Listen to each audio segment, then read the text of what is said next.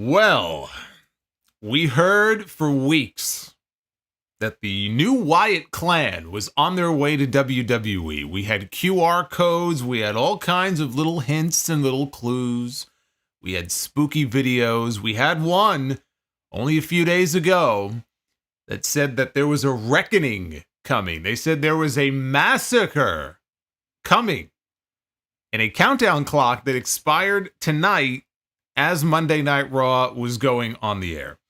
They waited until the very end of the show, the closing moments of the show, but they did in fact give us the massacre that they promised.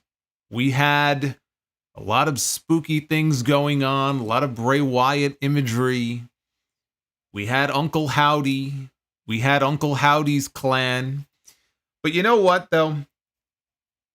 Taking that aside for a second, there's a man on Monday Night Raw who has not been having a very good week. And his name is Chad Gable. You know, Chad Gable has been trying to win the Intercontinental title now. He has had 5 opportunities to win this championship. And unfortunately for him, he is still without gold. He traveled all the way to Scotland this past weekend. And he lost. He came to Monday Night Raw tonight. He had a match on Raw. And he lost. And as if that isn't bad enough, as if this man has not been losing and losing and losing and losing and losing, he has to do the job even when it's off camera.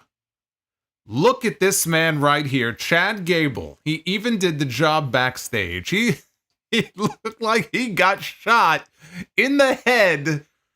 This is actually quite an appropriate image, I think, for this man's career over these last few months, as he has tried unsuccessfully to win the Intercontinental title. Not only is his quest for the championship over based on what they did tonight, they killed him. Chad Gable, look at this man. He looks like he took a stray bullet to the temple. Rest in peace, Chad Gable. Why they gotta do my guy like this, huh? Why they gotta do this guy like this? He just signed a contract. And they've already killed him off. I didn't see any other wrestlers that I could identify. There were a bunch of bodies laying around in the backstage area. He was the only one that I was actually able to identify. Fucking Chad Gable. But Uncle Howdy promised the massacre, and a massacre is what we got. I will tell you, I didn't know how they were going to present it to us on TV. I didn't know if they were going to attack a specific individual. I mean, Chad Gable aside. I didn't know if they were going to attack a specific individual. I didn't know if they were going to, the lights were going to go out in the middle of a match. Presentation is very important. If you think back to when Bray Wyatt came back to the company 2 years ago, at the end of that Fight Pit match between Seth Rollins and Matt Riddle, at the end of that show, it was a tremendous presentation, and it got over huge with the crowd. And plus, the crowd was also just very happy to see Bray back in the company after he had been gone for so long. The presentation is key. This is a unique situation, and not one that I think we've ever really been in WWE before, where we had a character, we had a performer in Wyndham Rotunda, who is, again, some people like the Bray Wyatt stuff, some people like the Fiend and the Fun House and all of that stuff, and some people absolutely hated it. But you had this beloved character by so many people who passed away at such a young age, and he was all full of ideas and creativity, and even, Triple H has talked about the fact that he could work against him because Bray just had so many ideas. He couldn't contain it. He didn't know sometimes how to harness it. It could be hard to work with him because of that. A man full of all sorts of weird, wacky ideas. And now you're going to try to bring back some of what he brought to life without him. It's his vision, but he's not around to be a part of it. He's not around to engineer it, and actually perform it and have input into it. And so you have to handle it very delicately because this is his vision. But there is no better person to take over that vision than his own flesh and blood, his own brother, who was going to be part of that storyline previously until Bray got sick and then he got taken off TV. And that, of course, is Bo Dallas, who was portraying Uncle Howdy the first time. course, he's portraying Uncle Howdy this time as well. If anybody would want to make sure that this thing is pulled off in the right way, because you only get one shot at this, it is Bo Dallas. And I can tell you, having watched that segment at the end of Raw tonight, I don't know where this is going to lead. I don't know how this is going to turn out. I don't know if this is going to be a situation where, we get a lot of spooky vignettes, but then when they get in the ring, it's a whole, it's a whole different ball game, and we're back to the days of the Fiend, where people would work with the Fiend, and then it would be tough. It would be tough to get over and have a match with that character. I don't know where this is going to go, but what I can tell you is the presentation here was pitch perfect. And I believe, and I'm not somebody who knew him on a personal level, but I watched his documentary, and you hear a lot from Bray when he was alive, and it's just weird how his mind would work. But I can sit here and say that I know that if he were around, he would have fucking loved what we saw at the end of that show tonight. And if Bo Dallas's dream, if his goal was to pull off something that his brother could be proud of, then he doesn't have to worry about that. Because this is the sort of thing that you would expect Bray Wyatt would love. Not only that, this was a lot darker than anything that I think we ever saw Bray Wyatt do on WWE television. Right? We saw a lot of spooky segments and vignettes and things of that nature. But I don't remember anything being this dark, where you just see bodies piled up. And again, I showed you the picture of Chad Gable where it looked like he was laying there dead. It was very unnerving. And that's what they were going for. And so to that effect, it was a huge home run that they hit with this segment at the end of the show. And then we get the final shot of all the different characters, huddled together on stage. And we have Bo Dallas as Uncle Howdy. We're here blowing out the lantern.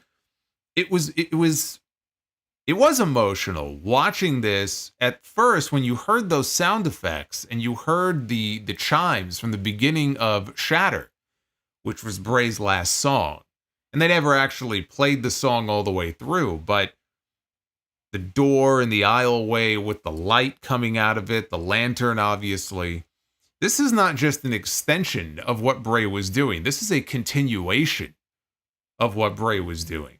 Right down to the name of the faction. It is the Wyatt Six, but they're spelling it SICKS. They already have merch up on WWEshop.com. We have the Wyatt Six. So we had Uncle Howdy was present. We had, now I don't know if she was supposed to be Abby the Witch, or if she was supposed to be Sister Abigail, but Nikki Cross, to the surprise of no one, because she was one of the names that has long been rumored to be a part of this group. We saw her there. We had what I would presume would be Eric Rowan under the Ramblin' Rabbit mask, and he had the giant mallet that said help on it. What they did was they brought many of these Firefly Funhouse characters to life. And we had a couple of other people under masks that I think were probably Dexter Lumis and possibly Joe Gacy from NXT, who has been rumored to be a part of this group as well. No Alexa Bliss, even though she was part of the Bray stuff for so long. And it doesn't mean that she will not end up being a part of it, but she was not there on the show tonight. And this may not even be all the members. But as a first presentation, not even knowing where this is going, I thought this achieved what it set out to achieve. It was carnage, because when they promised the massacre, what I was thinking is, okay, we need something where you cut to the back and you just got bodies everywhere. Like they just savage half the Raw roster. And in a way, that's kind of what they did at the end of the show. The shot of the gorilla position, which looked like a fucking bomb got dropped on it. Everything's all dark in the back. The lights are flickering. You got sparks flying. The camera's following along in the backstage area. I mean, it was shot like something that you would see out of a horror movie. And that's exactly, what this should have been. Based on the build-up to it, which has been going on now for so long. You want to stick the landing. The last thing you want to do is do something like this, and then it's like, that's it? After all this build-up, all these weeks and months of QR codes and spooky videos, right? This is it. And I think they knocked it out of the park. So kudos to them for the close, which is going to have a lot of people talking about the end of Raw tonight and where this may or may not be going. I have no idea what this means as far as who they target first, or if they're just going to go around and they're going to show up on SmackDown, right? Who's to say that they're Raw exclusive? Who's to say they don't show up and do something very similar on Friday night on SmackDown? So we'll have to wait and see exactly where this goes, but this is going to have a lot of people talking, and I don't think they could have really nailed it any better than they did. But there were a lot of things going on Raw tonight, including Drew McIntyre, who has quit WWE. He pulled a Bret Hart. Bret Hart once came out on Raw after he got screwed over at the Royal Rumble, and he said, "I quit." And of course, that didn't last very long, and neither will this. See you on Friday in Chicago, Drew. CM Punk is coming to SmackDown on Friday night because SmackDown is in Chicago. Clash at the Castle was in Glasgow. So it's about time Drew McIntyre gets himself a little bit of revenge on Muffin Man, or Donut Man. I guess he was chowing down on donuts the other day. But for now, they want you to believe that Drew McIntyre has quit. He has deleted his social media pages, all of his accounts. After what happened at Clash at the Castle, I can't say I blame the guy. After what happened to him there. But this is also an indication for all the people who are very upset. And look, if you are from Scotland, if you were at the show, and you were hoping for that big hometown win on Saturday for Drew McIntyre, I sympathize with you and I can understand why you would be upset. But there were a lot of people saying, oh, Triple H, he fucked up. Oh, creative, they botched the ending of that match. Why would they do this? And why do they hate their fans and all this stuff? The finish made total sense to me. And it didn't bother me. Wouldn't have bothered me if Drew won the title either. But Drew McIntyre was not going into SummerSlam as the World Heavyweight Champion, and now we see why. We get a good sense of where things are going now because they threw us a curveball tonight when it comes to the World Heavyweight Championship. We had the return of Seth Rollins, which is not something that I heard anybody talking about, and it was not something that I was expecting, but there he was. And not only was he in the ring on Raw tonight, but guess what? Seth Rollins is challenging for the World Heavyweight title at Money in the Bank. And there's a pretty good chance that Seth Rollins is going to be the one, not Damian Priest, going to SummerSlam to defend against Gunther. So there is a reason why they did what they did at Clash at the Castle. But you had a lot of people who were very upset and letting their emotions get the better of them, and they couldn't see what the longer-term plan was here, which makes all the sense in the world to me, because now you've got a whole bunch of big matches potentially lined up for the SummerSlam card, and all the pieces now are fitting into place. We also had a series of Money in the Bank qualifying matches on the show tonight. We are going to go through all of it, because we have a lot to unpack here, including more about that ending. This is your Monday Night Raw review. It is Monday, June 17th, 2024. I am the Solomonster, and thank you very much for choosing me for your Raw coverage tonight. It's the amazing Gunther. Oh, my goodness. Jerry Lawler loves Gunther, the Magnificent. All hail Gunther. The Magnificent One, Gunther, is joining us on a Monday night, getting us started early here. I like that. Oh, I like that a lot. Who was that? Dropping a $50 bomb on me here to kick things off on this stream here tonight. That was, I don't know who that was because we got a whole bunch of messages coming in here, but I'm going to go through all of them as we go along. So get those super chats on in. I'm sure you guys got a lot to say about that closing angle on the show tonight. In the meantime, do me a favor, other than super chats, of course, like and subscribe. We are, of course, climbing towards 81,000 subscribers on the channel, so go ahead and hit that sub button if you have not already done so. For those of you who may have missed it, and I know I had some people asking me because I was not live on Saturday, but I do have a full Clash at the Castle recap, including the Scottish Screwjob and my thoughts on the main event from Saturday. That is currently up. It is also on Sound Off episode 866. From this past weekend. And on that note, I also have to mention this. I want to thank everybody for getting us back into the top 10 on Apple Podcasts. We cracked the top 10. We're in pretty good company here on this list. So thank you for everybody who downloaded and listened to episode 866 of the podcast. Climbing the charts, all because of you guys. So I just wanted to give you a very sincere thank you for that. Let's get into this Raw show here because we got a lot to unpack. And you will see the super chats popping up periodically. I'm just putting a pause on it here for a second, but we'll get back to that. Raw opened with a Clash at the Castle recap from all of the events that went down at the Hydro on Saturday, and we had a shot also of Drew McIntyre walking into the arena, looking rather sullen. But it was not Drew McIntyre who opened the show tonight. It was former World Heavyweight Champion Seth Rollins, who was not advertised for the show. But there he was, a genuine surprise to kick things off here on Monday Night Raw. We have not seen Seth Rollins since WrestleMania 40. And Becky Lynch spilled the beans a couple months ago that he underwent knee surgery to repair a torn meniscus. Normally, for a surgery like that, that's a 6 to 9 month recovery. And so, why was it a surprise? It was a surprise because nobody was expecting Seth Rollins to be back on television, let alone back in the ring, this quickly. Apparently, he has the mutant healing powers of John Cena. Because he had surgery 2 months ago, and now he's going to be challenging for the World Heavyweight title in 3 weeks. So, I'm not sure how that works. I'm not sure if they said it was one thing and it was really another. I'm not sure if maybe he wasn't as hurt as they originally feared. I don't know, but he was supposed to be out a lot longer. And now they have a big name back on Monday Night Raw. So, of course, if you're WWE and you're Triple H, you're very happy to have Seth Rollins back. It's always good to get one of your big names back early. He was out there decked out in all white. Rollins introduced himself and the crowd started singing his song. And he told the fans he missed them too and he thanked them. Rollins said he was cutting right to the chase. He said that he was back for one reason. Said he got into this business to be the greatest of all time and said that he can't do that without getting back the championship that he made. Of course, he was the first ever World Heavyweight Champion.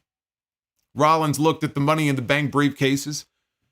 He knows all about that were hanging above his head and said the Money in the Bank is only a few short weeks away.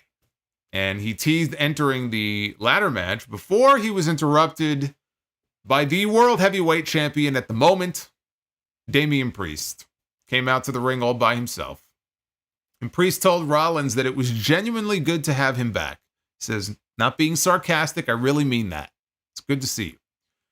He also said that he meant it respectfully when he says that Seth Rollins is the one that he wanted to cash in on at WrestleMania, not Drew McIntyre.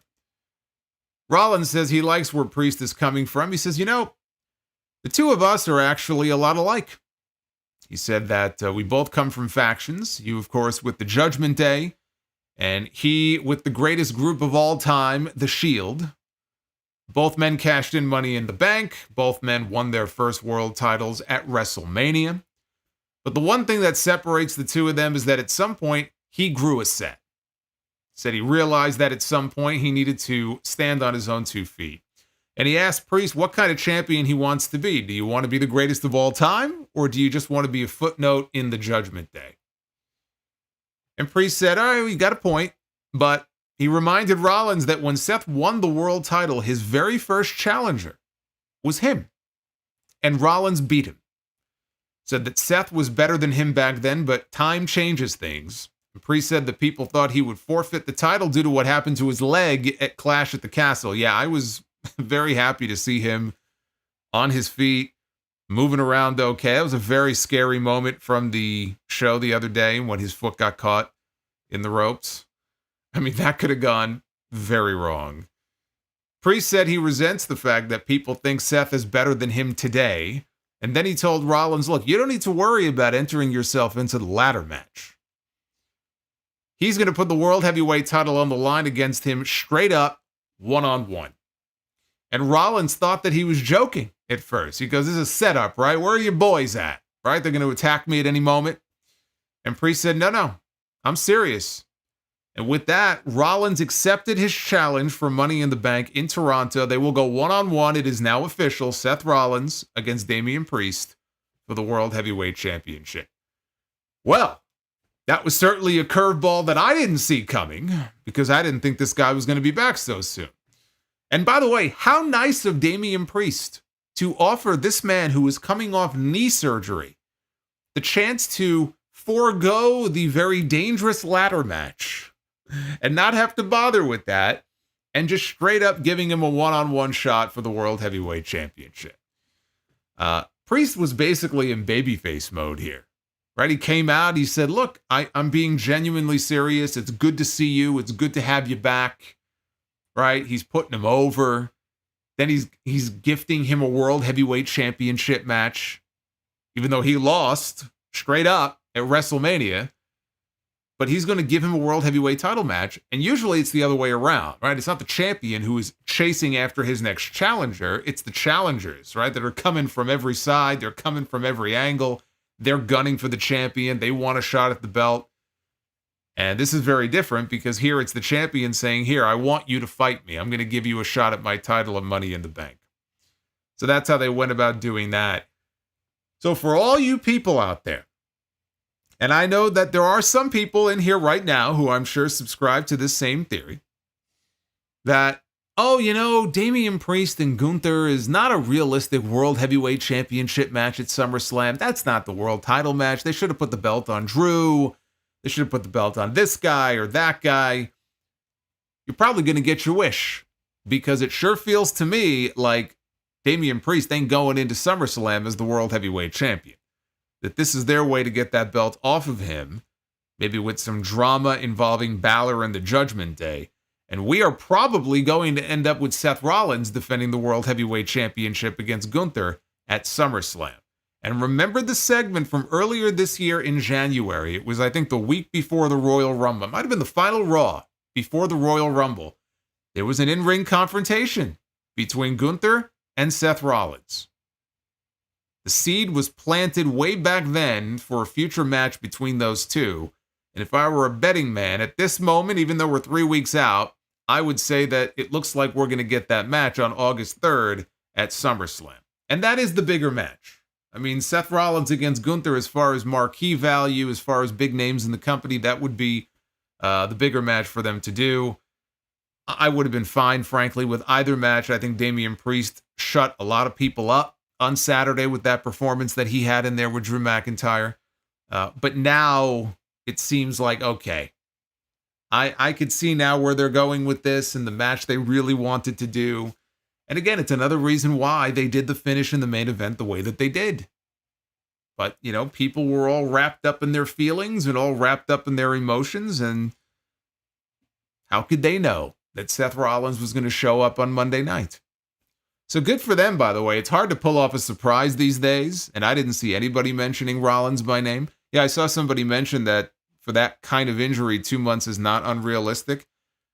That may well be the case. Just everything that I've read about a torn meniscus back when he first tore it was that if it was serious enough to have surgery, and it sounded like it was, you know, bad enough he had to go under the knife, that it might be a 4 to 6 month or a 6 to 9 month thing. But if I'm wrong and it's a 2 or 3 month thing, then I guess he's right on target. That's probably the case because that's a huge discrepancy to go from 2 months to 7 or 8 months. I mean, that's a pretty big gap there. So it's good to have him back. We had footage from earlier in the day of the Raw general manager, Adam Pearce. He was talking on the phone in his office when Chad Gable entered with Otis, Maxine Dupree, who now was on a crutch. Okay, she had a walking boot last week.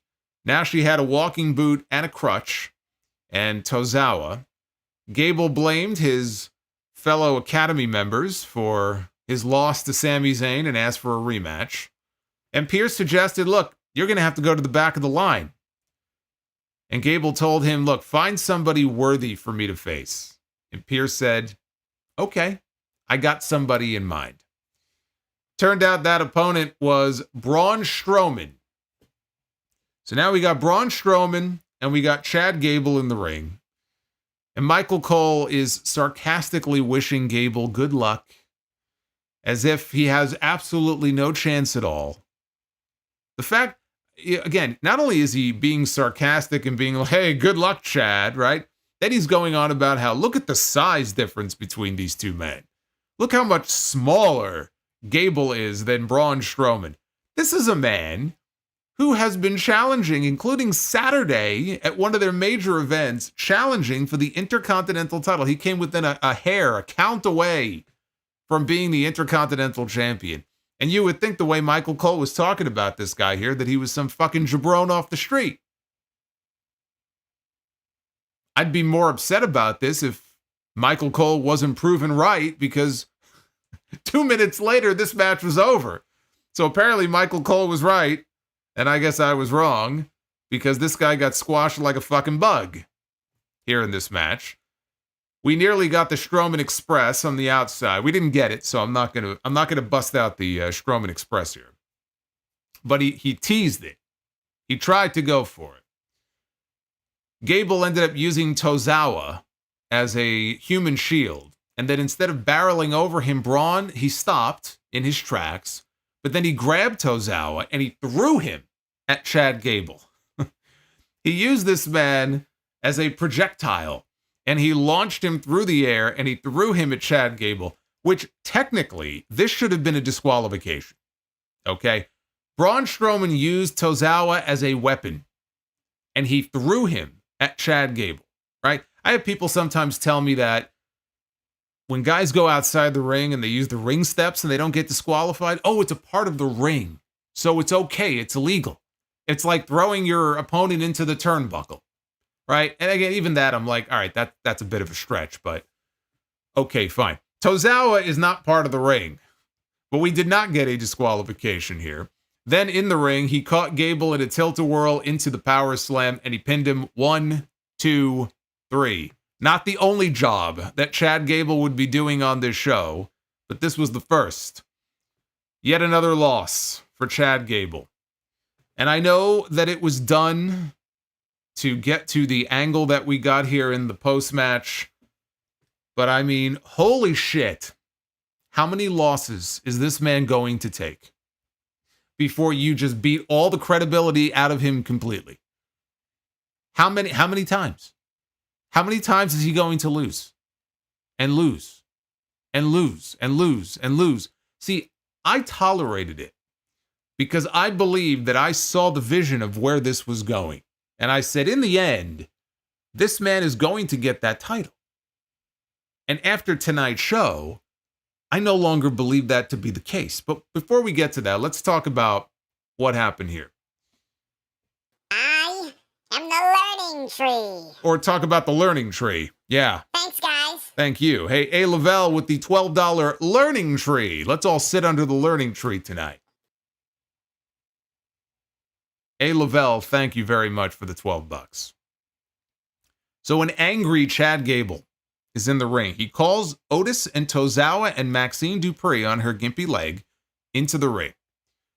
He starts berating and pushing around Tozawa when Maxine hobbled on one leg in between them, and she gets right up in Chad Gable's face.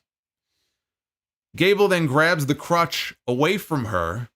I thought he was going to hit her in the ankle with it. She had that walking boot on. I was like, I thought for a second there he was going to hit her in the walking boot and she was going to drop. But he took the crutch away. Now she's hopping around.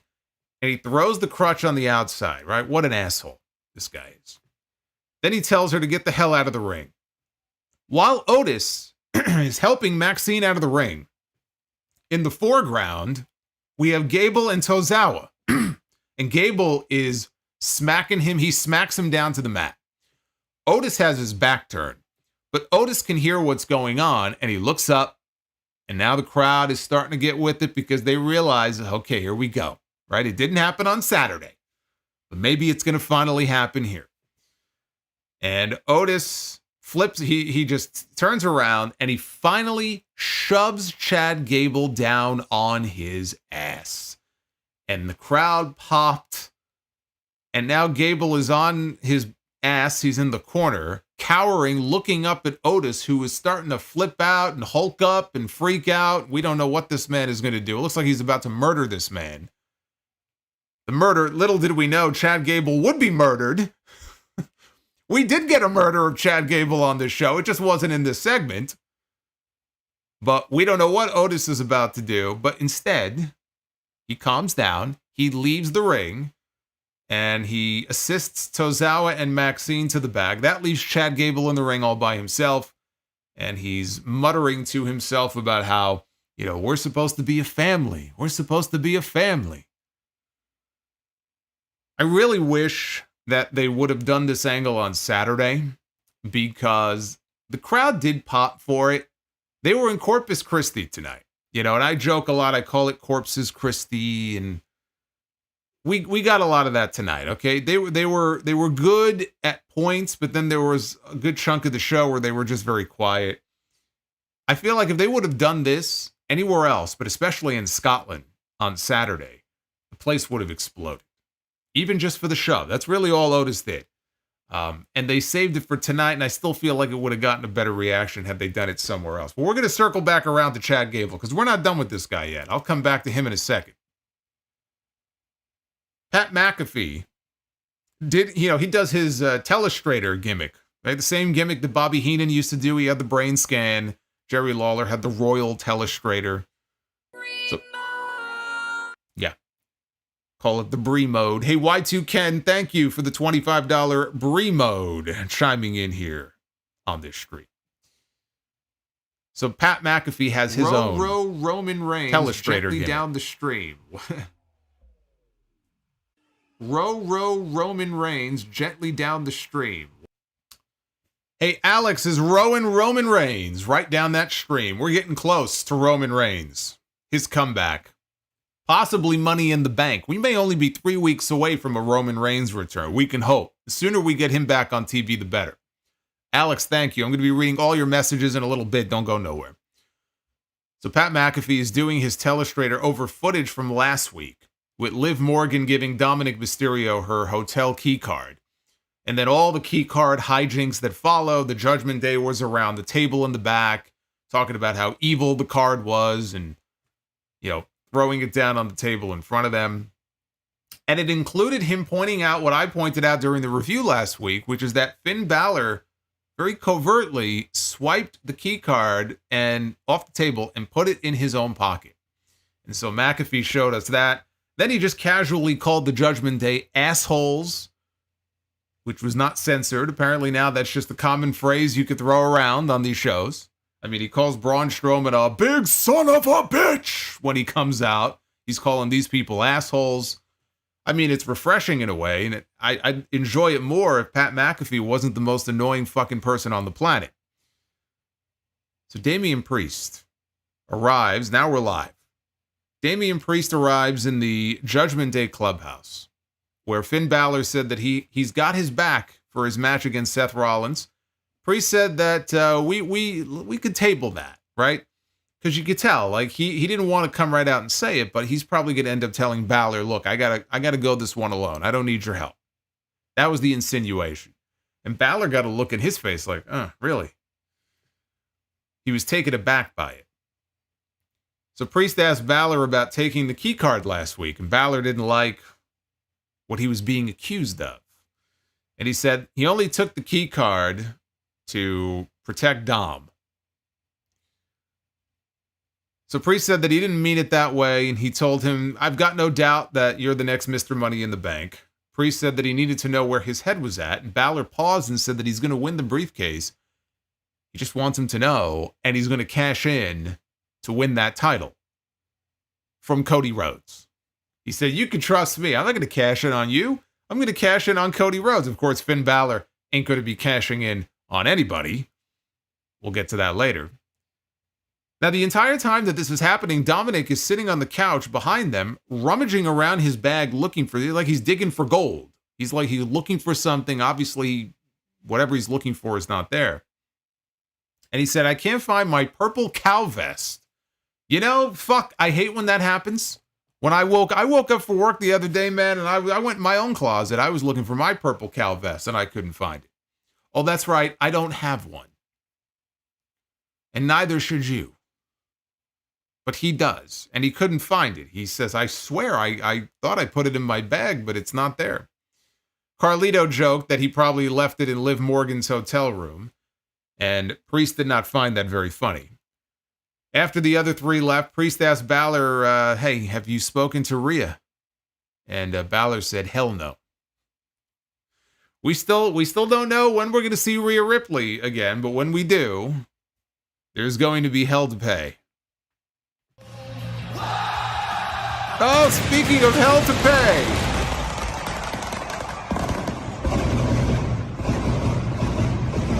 Holy shit.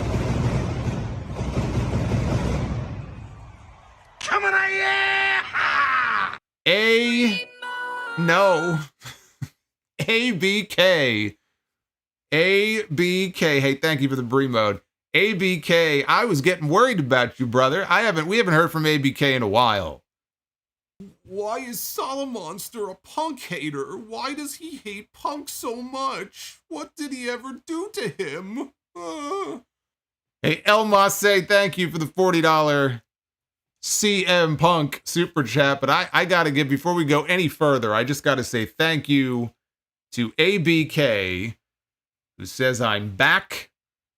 Eid Mubarak to all my Muslim brothers. Shout out to you and everybody out there. ABK with a $412 super chat bomb. I talked about the bomb that looked like went off at the gorilla position at the end of the show tonight. That's a bomb right there. That's a bomb. I was getting worried about ABK. I thought he forgot about us here. Well, brother, thank you very, very much. It's good to hear from you. And holy shit. It's the best way I can describe that. Holy shit. It never gets old. It never gets old. Oh my goodness. Thank you, sir. We had IYO SKY, we had Zelina Vega, and we had Kiana James in a triple threat qualifier for the Women's Money in the Bank ladder match. We are now having qualifiers because Money in the Bank's only 3 weeks away. We should be getting qualifiers and tournament matches very soon on AEW television for the Owen. The Owen Hart tournaments. The finals are taking place on July 10th, which is, 4 days, I think, after Money in the Bank. So we should be getting those. We're going to be getting a whole bunch of qualifying matches on all of our wrestling shows here in these next few weeks. IYO knocked Kiana off the apron and hit her with a springboard moonsault. Vega then hit a Meteora off the apron onto IYO, and that took us into the commercial break. There was a Tower of Doom spot coming out of the break. Sky and Vega, they both draped an arm over Kiana, but the referee refused to count. Would not count. And Michael Cole pointed out that the referee declined to count because there could be only one winner, which makes sense. IYO went to the ropes, had her legs swept out from under her by Vega with a Tiger Feint kick. Vega hit a code red on IYO and had her beat, but Kiana broke up the pin.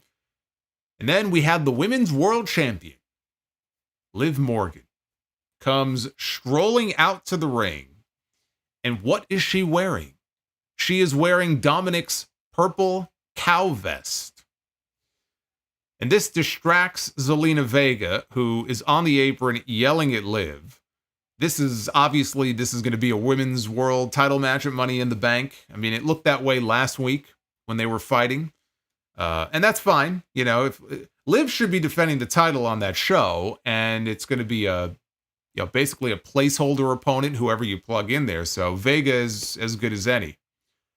But Kiana ends up knocking Zelina off the apron to the floor, and then IYO hit Kiana with a Meteora up against the ropes. Now Kiana is down. IYO goes up to the top, hits her over the moonsault, and gets the win. There was no doubt when they announced this match earlier today, and I saw who was involved. IYO SKY is going to Money in the Bank, Zelina Vega is going to Money in the Bank, or Kiana James is going to Money in the Bank. Who do you think was going over in this match? Of course, it was IYO SKY. That was the correct outcome. The match itself, nothing terribly special about it. IYO is going to be in the Money in the Bank ladder match exactly 1 week before she flies to Japan to wrestle Utami Hayashishida for the Marigold show. So it's going to be a busy week for IYO SKY next month. We got a recap of Braun Breaker beating Ilya Dragunov on Raw last week, which Apparently, some people thought it was a burial. He's buried now. I addressed that on the podcast yesterday. The only thing buried is your brain, if you believe that. Ilya Dragunov was not on the show tonight, but he's going to be just fine.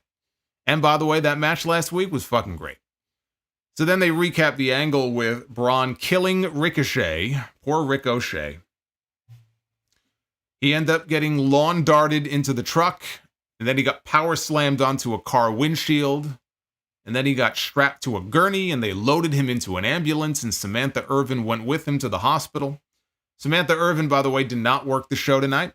They had Alicia Taylor in her place, but Michael Cole did say that Samantha is going to be back on TV next week. So her not being on the show tonight has nothing to do with Ricochet or his contract status. He's likely leaving. She's not going anywhere. One has nothing to do with the other.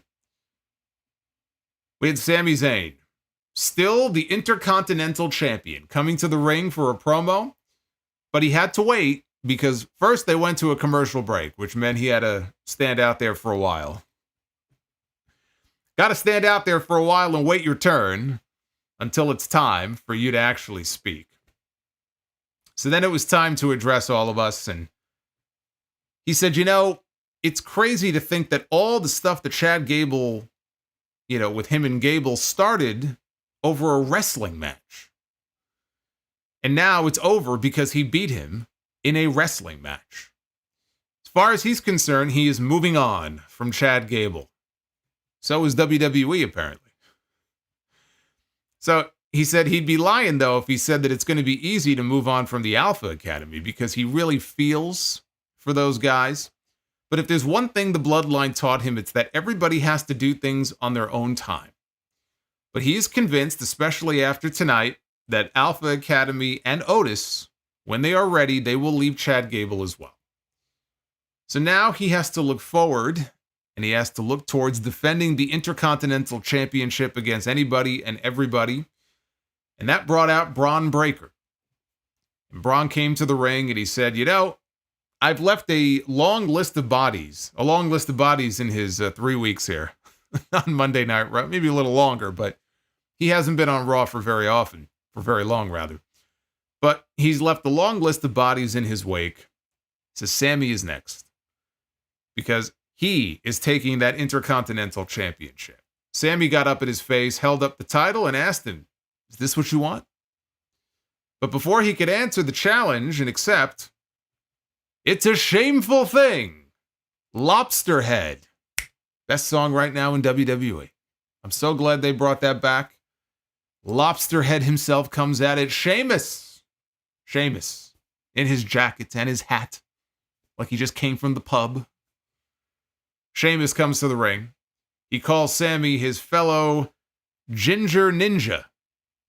Said that he's been chasing that Intercontinental title for a while now, so if he's going to be given out opportunities for it, maybe he should consider him. And Braun interrupted and said, Sheamus, you're going to walk in here and act like I'm not even here? He goes, are you kidding me? Are you out of your mind? He said, people don't care about your sob story or titles that you haven't won. We all know what happens when you get in my way. And right now, Sheamus, you are in my way, and I will kick your ass too.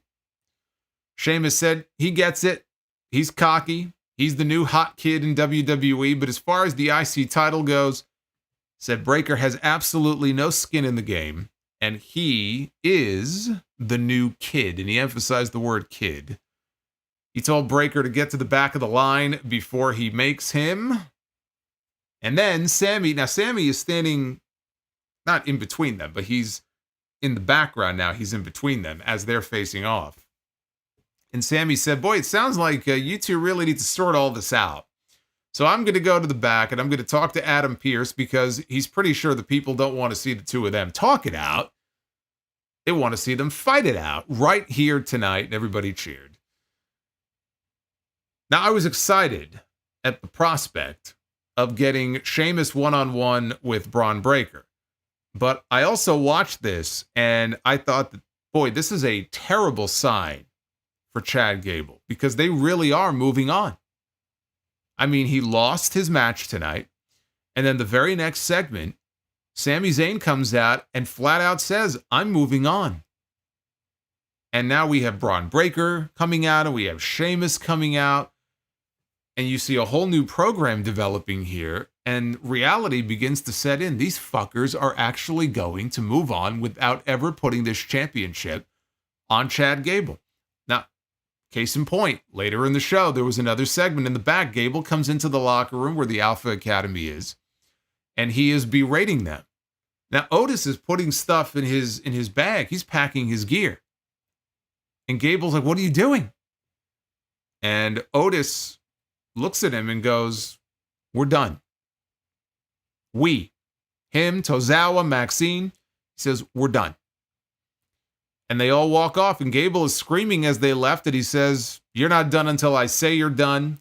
Then he announced that you're all expelled. And he said that he would win Money in the Bank, and he would do what Otis couldn't do and become the world champion. So it appears Chad Gable is not winning the Intercontinental title. This is a story that goes all the way back to last fall when he couldn't get the job done against Gunther, and his little girl was in the front row and she was crying her little eyes out.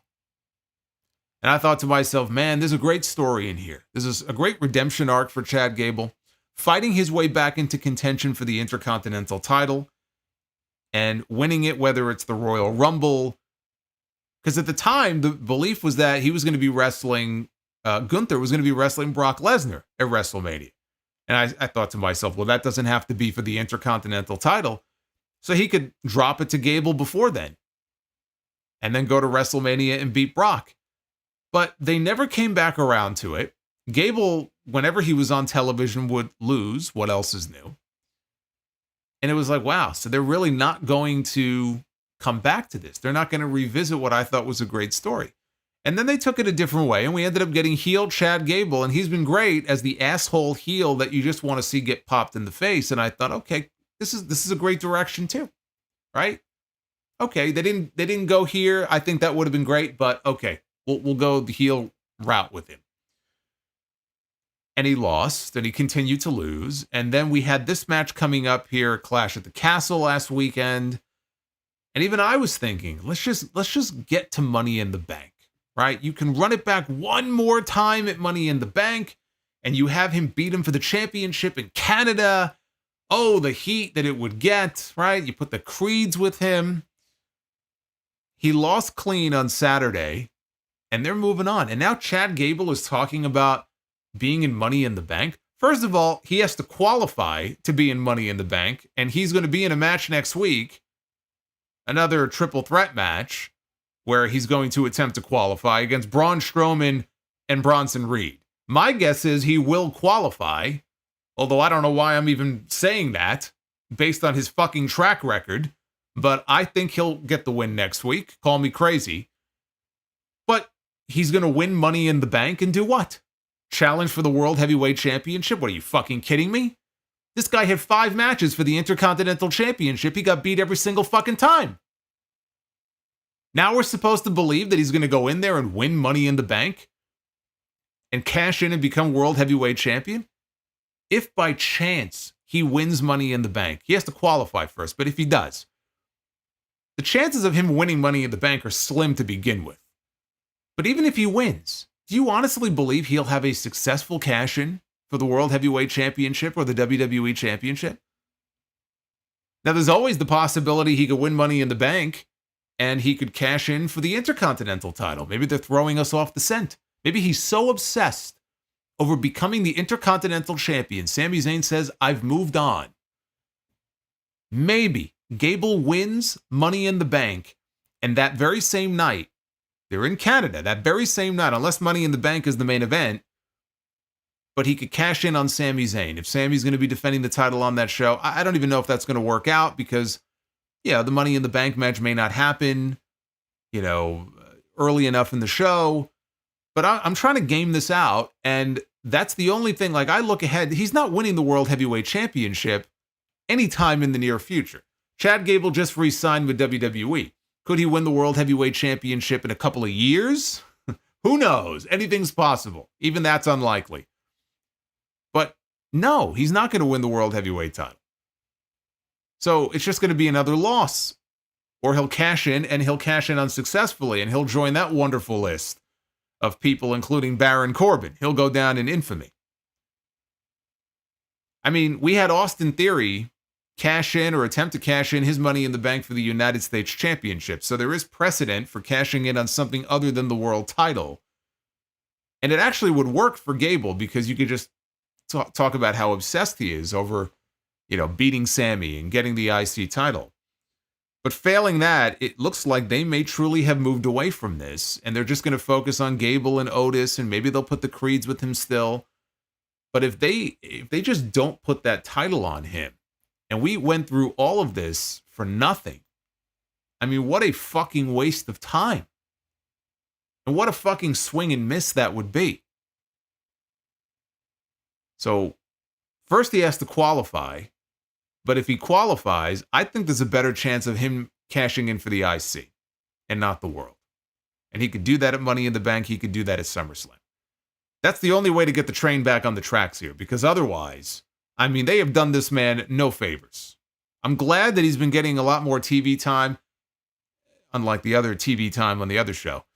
And the segments with the Alpha Academy and Sami Zayn now over these last several weeks have been some of the best segments on the show. But at some point, this man has to start winning. And if they're going to put the Creeds with him, maybe that's when it starts. But there is a point that you reach where it's like, this has gone on for far too long now. You're doing even more damage than what's already been done. There may already be people who are only ever going to see him at a certain level. If he continues to lose and lose and lose, he's damaged goods. No matter what you do with him, it's not going to make a difference. He could win the title. What's it going to mean? He loses every single match that he's in, and then he cashes in and, he blindsides the guy and wins the belt. I mean, what does that mean? It doesn't do him any favors. I don't get it. I really don't. We had the new women's tag team champions, Alba Fire and Isla Dawn, interviewed in the back by Jackie Redmond after a video recapped their big win from Clash at the Castle. Alba talked about how they got to win the belt in front of their friends and family. Isla said the hard work starts now, and they will take on anyone who gets in their way. That brought in Shayna Baszler and Zoe Stark. Baszler recalled her and Zoe beating them on TV last week. In fact, that is what happened on Raw last Monday. Shayna put Alba to sleep in the Kirifuda clutch. And she also pointed out the fact that the referee missed Jade Cargill clearly tapping out to the Kirifuda clutch on Saturday in the triple threat match, which I pointed out during my review. This woman tapped out. You couldn't avoid it. You had to acknowledge it. Even Michael Cole and Corey Graves on commentary said, is Jade tapping? Like, yes, she is. And the referee's like, stop tapping, stop tapping. So I'm glad they brought it up here. At least they worked it into this promo. So apparently we're sticking with Shayna and Zoe. It's the amazing Goon. I mean, this is what happens when you don't have any other Jerry teams. Lawler loves Goonthar, the Magnificent. This is what happens. All hail Goonthar. Hey, David Thiering with the $50 Goonthar, the Magnificent. David, I hope you're having a great night. Thank you very much. David is good people. And I very much appreciate the support from all of you. We got a lot more coming in. I'm trying to pause them so they don't all come in at once. So we're going to stagger these, but keep getting them on in. And I'm going to be reading your messages a little bit later on. Holy shit. Some of you guys are out of control tonight, and I love it. I love it. Those are the best nights. But back to the women's tag titles for a second. Like I said, this is what happens when you only have so many teams. You keep going back to the same ones. I don't know if they're going to just end up putting the belts back on Bianca and Jade, maybe at Money in the Bank. Looks like Shayna and Zoe are going to be up next. So maybe not. Then it becomes a question of what do you do with Bianca and Jade? Are they going to go one-on-one? Is their team over? Is that it? Are we putting an end to that already? Guess we'll find out on Friday. We had Dragon Lee going one-on-one with Carlito. Dragon Lee used a Hurricane Rana to pull Carlito off the apron. That took us into a commercial break. Lee caught Carlito in a tree of woe and then double stomped him off the top. Lee set up for a move. He got backdropped, but he came right back and hit a sit-out powerbomb for a near fall. Liv Morgan walked out, dressed in Dom's purple cow vest, and Dominic asked where she got it from because she was getting uncomfortably close. Zelina Vega ran out, shoved Liv into Dom. Joaquin Wilde was out there. He tried to pull Vega away. Ended up getting into it with Dominic, who shoved him into the ring steps. Dragon Lee went to the ropes and was tripped up by J.D. McDonough. Carlito hit a backstabber on Dragon Lee and pinned him. Holy shit! Carlito won a match. I never thought I'd see the day. But he actually won. He needed some help, of course. But how about that? Carlito picking up a win here.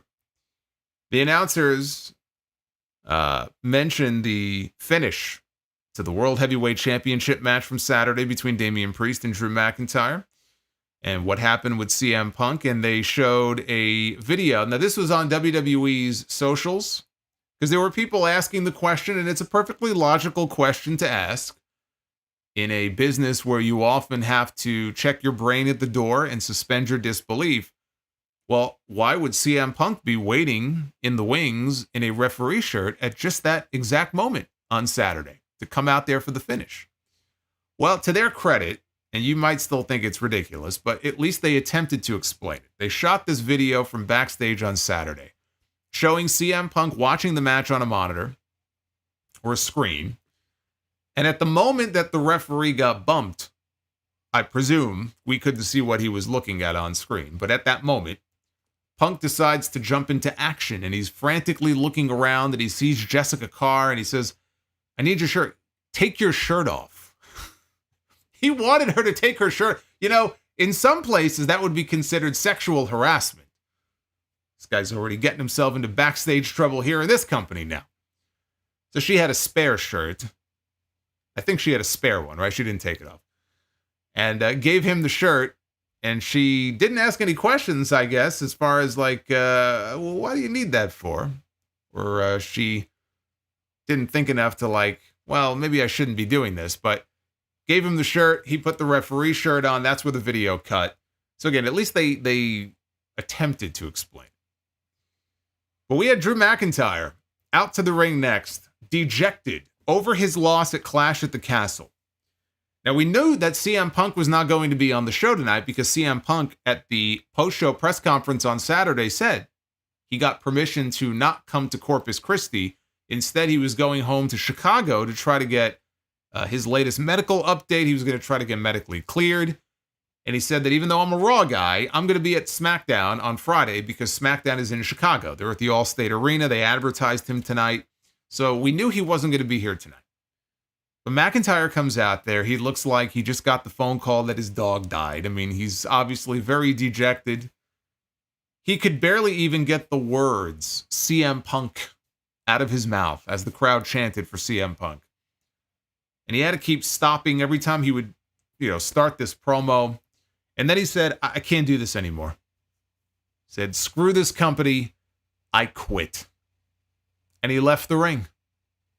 And as he's going down the aisle, Adam Pearce confronts him and tells him, look, there are a million better ways to handle this, but McIntyre just kept walking, and they very abruptly cut to commercial. After the commercial, we get footage of McIntyre. They show he is in the back at the gorilla position. Triple H is there, and Triple H even shoves the camera away like he doesn't want the camera to pick up on what he's saying. I could barely make out what he was saying, but he was trying to basically talk this man down off the ledge and tell him, look, you want to think this through. McIntyre said some stuff to Triple H, stormed off. Adam Pearce continued on after him, but he wasn't having any of it, and he left. And that was the last we saw of Drew McIntyre. And then later on in the show, Michael Cole told us that Drew had gone and he deactivated his socials. Can't go to his Twitter page anymore. This would have been more effective if we didn't know that he had just re-signed with the company a couple of months ago.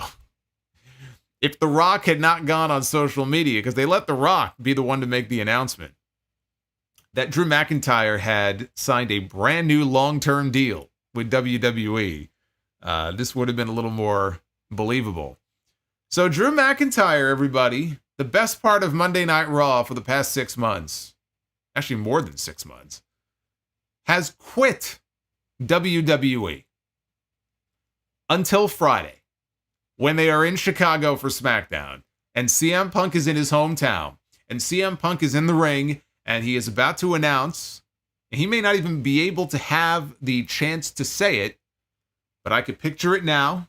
He is in the ring, and he is about to make the announcement that he is medically cleared, and Drew McIntyre savagely attacks this man and extracts a measure of revenge for this man embarrassing him in his home country, in front of his people, in front of his family, and in front of his friends.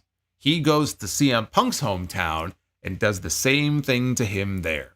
You know what would make that angle even more impactful? And I don't think they're going to do it because I don't think she wants to be part of the show. But just imagine if Punk was going to show up and he's all happy because he just got the great news from his doctor that he's cleared and he's ready to come back.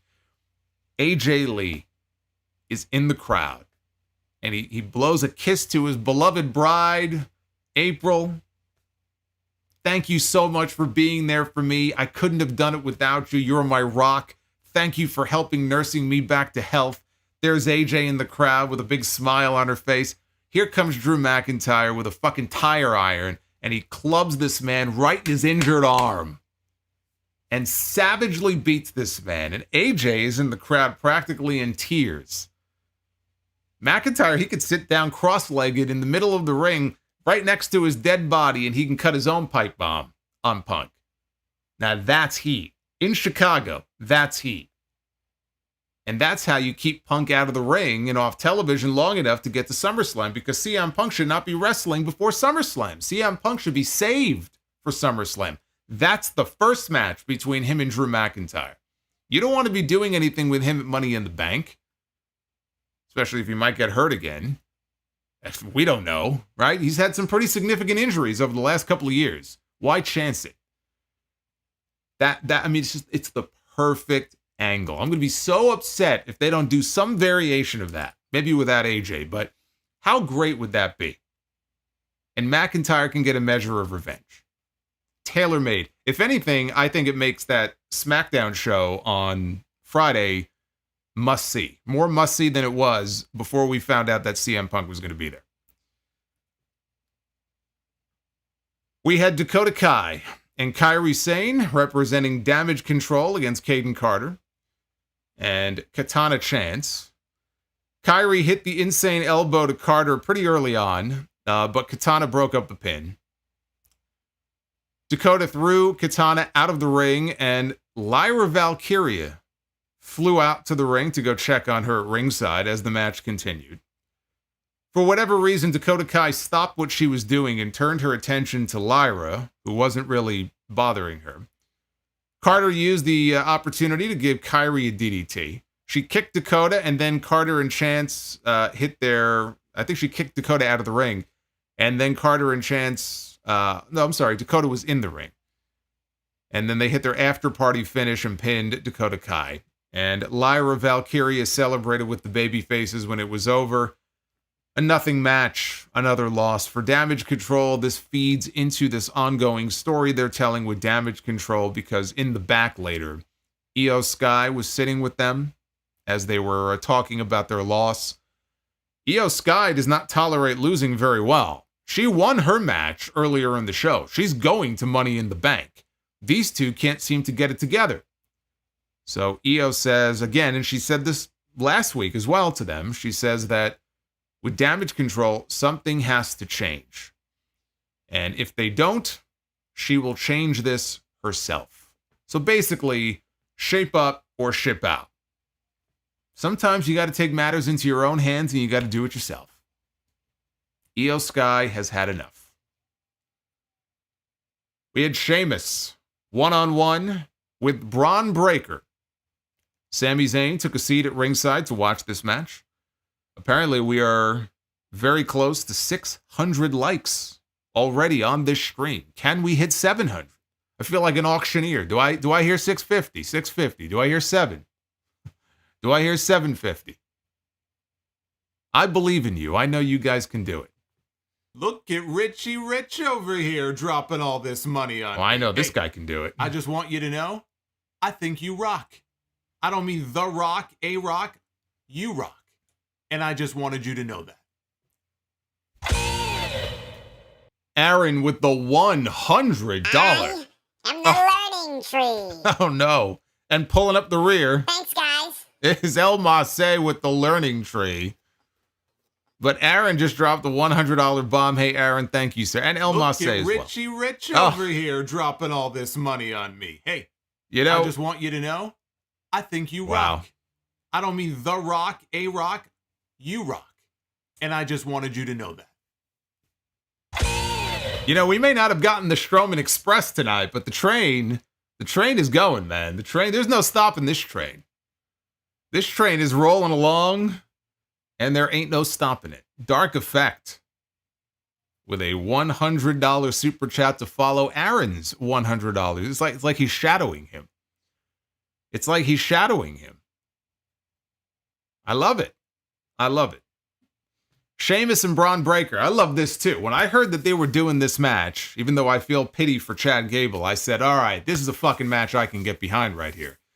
Now, Michael Cole assumed that the winner of this match would earn an Intercontinental title match, but it was never said officially by Sami Zayn or Adam Pearce or anybody else. So, there's an expression. I heard this in a movie once. Assumption is the mother of all fuck-ups. Never assume, because you are likely to be wrong. So anyway, we had Sheamus sending Breaker to ringside, hit him with a clothesline off the apron before rolling him back into the ring. Breaker got up and clotheslined Sheamus back out over the top rope.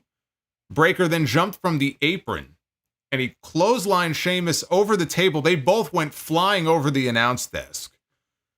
And that took us into the commercial break. Michael Cole wondered if Sheamus was dead from a clothesline. Really? Again, we would get a dead body at the end of the show. All this foreshadowing of death and murder. Little did we know what was to come at the end of the show. Poor Chad Gable. Later on, Sheamus placed Breaker on his shoulders. He was climbing to the middle rope. He was setting up for white noise. Breaker slipped out, though, and got Sheamus seated on the top turnbuckle. And then Braun Breaker, he ran the ropes, and he was standing on the top rope. He was setting up for a Frankensteiner, and he slipped. Now, we had some people have a bad night on the ropes on Saturday, right? We had Jade Cargill, we had Damian Priest, and so it extended here to Raw, because we've seen Braun hit this move before. But this time he slipped. He still decided to follow through with the move, though, even after he slipped. So they both go flying off the top, and this looked like shit. And they're very lucky that neither one of them got hurt, especially Sheamus. So that was very ugly.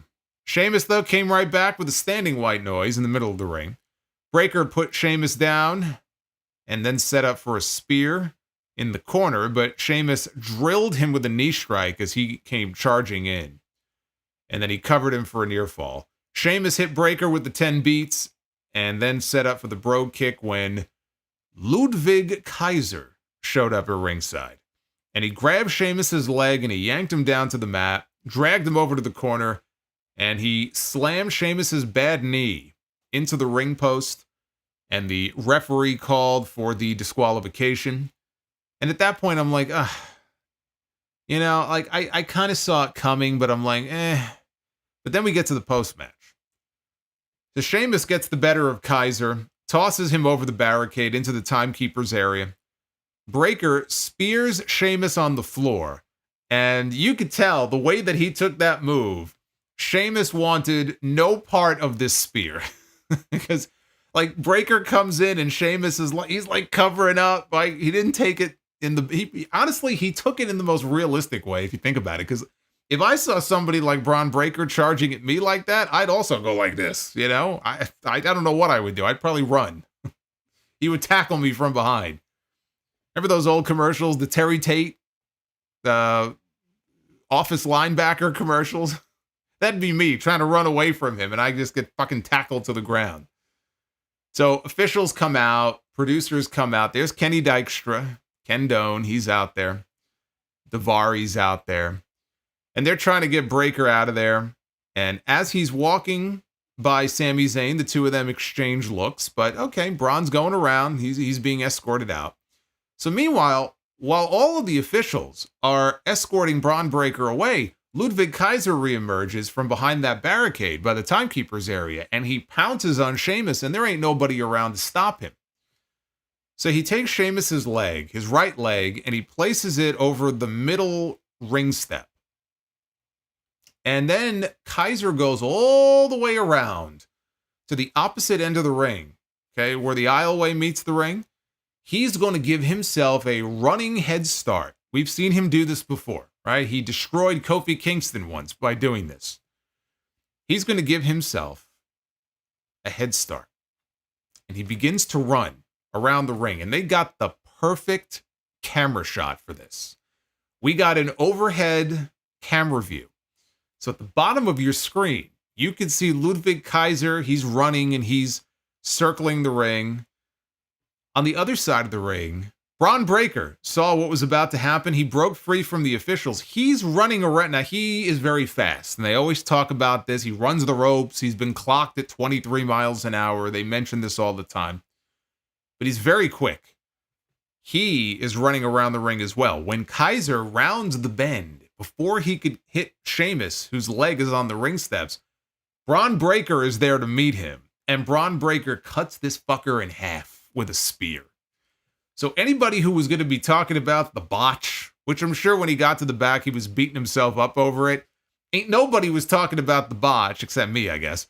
When this match was over, they were going to be talking about that spot because that spear was awesome. The way they shot it was awesome. I mean, look, I can't say enough good stuff about the improvement in the camera work since they got rid of you-know-who, and they brought Lee Fitting into the company, and they've tried different types of camera shots and long extended one-shots. Even the way they shot that final segment with the Wyatt stuff at the end, I mean, it's just a different feel for the show. Even when they go into the commercial breaks now and they have that replay of whatever the most recent move was as they fade to commercial, just little things like that make the show feel fresh compared to the way it used to feel. So again, the camera shot they got here was perfect. It looked great. Breaker and Zayn, they start jawing at one another. Officials are trying to keep them apart. Breaker broke free, and he actually gave Sammy a shove. And Sammy was hot, and he was trying to get at this guy, and they're holding him back. He even grabbed the giant Prime hydration inflatable bottle and threw it at Braun. I mean, he was pissed. For a match that wasn't even announced in advance coming into this show, I wasn't expecting a clean finish, and of course we didn't get one. But what we got up to that point was good, even with the top row botch. I mean, what we got up to that point was good. It was good, but I know these guys are capable of having a much better match than this. This was a TV match that served the purpose to get us to the post-match angle that we got. But if these two ever get a chance to go out there on a PLE, either in a singles match or a triple threat match or something, I know that these guys can tear the house down. The post-match angle was very well done, though. Very well done. Now, technically, Sheamus won this match. He won by disqualification, but a win is a win. But there was no mention of him being number one contender. And it was Sami Zayn and Braun Breaker who had the face-off at the end of this. So what it seems like to me is that Sheamus and Kaiser are going to either meet in the Money in the Bank ladder match or they're going to meet in a qualifying match. It looks like they're doing triple threats. So it may be Sheamus and Kaiser and somebody else. They're going to go off, though, and they're going to do their thing. And I think we may end up getting Sami Zayn and Braun Breaker for the Intercontinental title and Money in the Bank. Again, the Chad Gable stuff, I've already talked about it. It looks like they're moving on. Possible he could win the briefcase and cash in for the IC title, but it really does feel like they're moving on. They told their story they wanted to tell with Chad Gable. The story now is him in the Alpha Academy, him and Otis. And I just don't know that the Intercontinental title fits into this story at all. I hope it does. I hope they find a way. But after what we saw on the show tonight, I'm not nearly as optimistic as I was before. Now, backstage, Dominic was continuing the search for his cow vest. Now, of course, we all know who had the vest, but he's looking around for it. And he spots Liv Morgan in the hallway in the back. And he walks over to her and he asks, "Can I have my vest back?" Like she's bullying him. "Can I please have my vest back?" And she said, "You can have it if you want to take it off me yourself." And she said, "Look, if you're nervous, I'll help you out a little bit here." And she starts to unzip the vest. She unzipped it, I would say, maybe like a quarter of the way down. And then she wants Dominic to do the rest. Like, "Are you nervous?" Of course he's nervous. He's got a boner. He's giving me a stiffy. Giving you a what? Yeah, a stiffy. Of course the guy's nervous. So he starts to unzip her. While in the background, guess who just so happened to turn the corner? He's on his phone and he looks up. It's Damian Priest and he sees what's going on. And he says, "Dom." And Dom's like, "Oh, I'm just trying to get my vest back. I'm just trying to get my cow vest back. That's all." So he tells Dom, "Go grab your stuff and go to the clubhouse." And he takes his vest and he leaves. And Priest is with Liv Morgan now, and he tells Liv, "Look, leave him alone. He wants nothing to do with you." And she says that she thinks Dom wants everything to do with her. And she leaves. And Damian calls her Loca to close out the segment here. Pero ella es sexy así que está bien. So we go to Karrion Kross. Karrion Kross is in the back with Scarlett and addressed Kofi Kingston and Xavier Woods. Kross was supposed to wrestle Xavier Woods on this show, unless I'm just imagining things here. They advertised that match for this show tonight. Now, I'm not devastated that we didn't get it. I'm not going to cry. But they advertised it, and then earlier this afternoon, they pulled it. So obviously, plans change. So he issued a challenge to either member of New Day to a match where they would each leave their friends in the back. So Kross would leave the Final Testament in the back, and whichever member of the New Day accepted, the other one would stay in the back. He said he hoped it was Kofi, though, because we all know that he would rather leave Woods in the back anyway. So then we cut to the New Day, and Woods spoke first, and then Kofi cut him off as he was in mid-sentence and said that Kross hasn't done anything during his time here. He's got one accolade to his name, and that's being the NXT champion. So who is he to be giving them advice? Woods started speaking again, and Kofi cut him off again, and he accepted the challenge. He took up Karrion Kross for his one-on-one match next week. And if you looked at Xavier Woods, I wouldn't say that he had a pissed off look on his face, but he had an annoyed, a rather mildly annoyed look on his face that he got interrupted by his friend here. So they're teasing dissension. Now, I still don't see them breaking up the New Day. Frankly, I don't really see the point in breaking up the New Day. What is it really going to do for either one of them at this point? But it's not a bad idea to tease it and at least get people thinking that, hey, maybe they are going to break up, right? It'd probably be the most interesting thing they've done with the New Day in years. But do I see them breaking up? I don't. I do not. The main event of this show was a triple threat Money in the Bank qualifier on the men's side. Jey Uso, Finn Balor, and Rey Mysterio.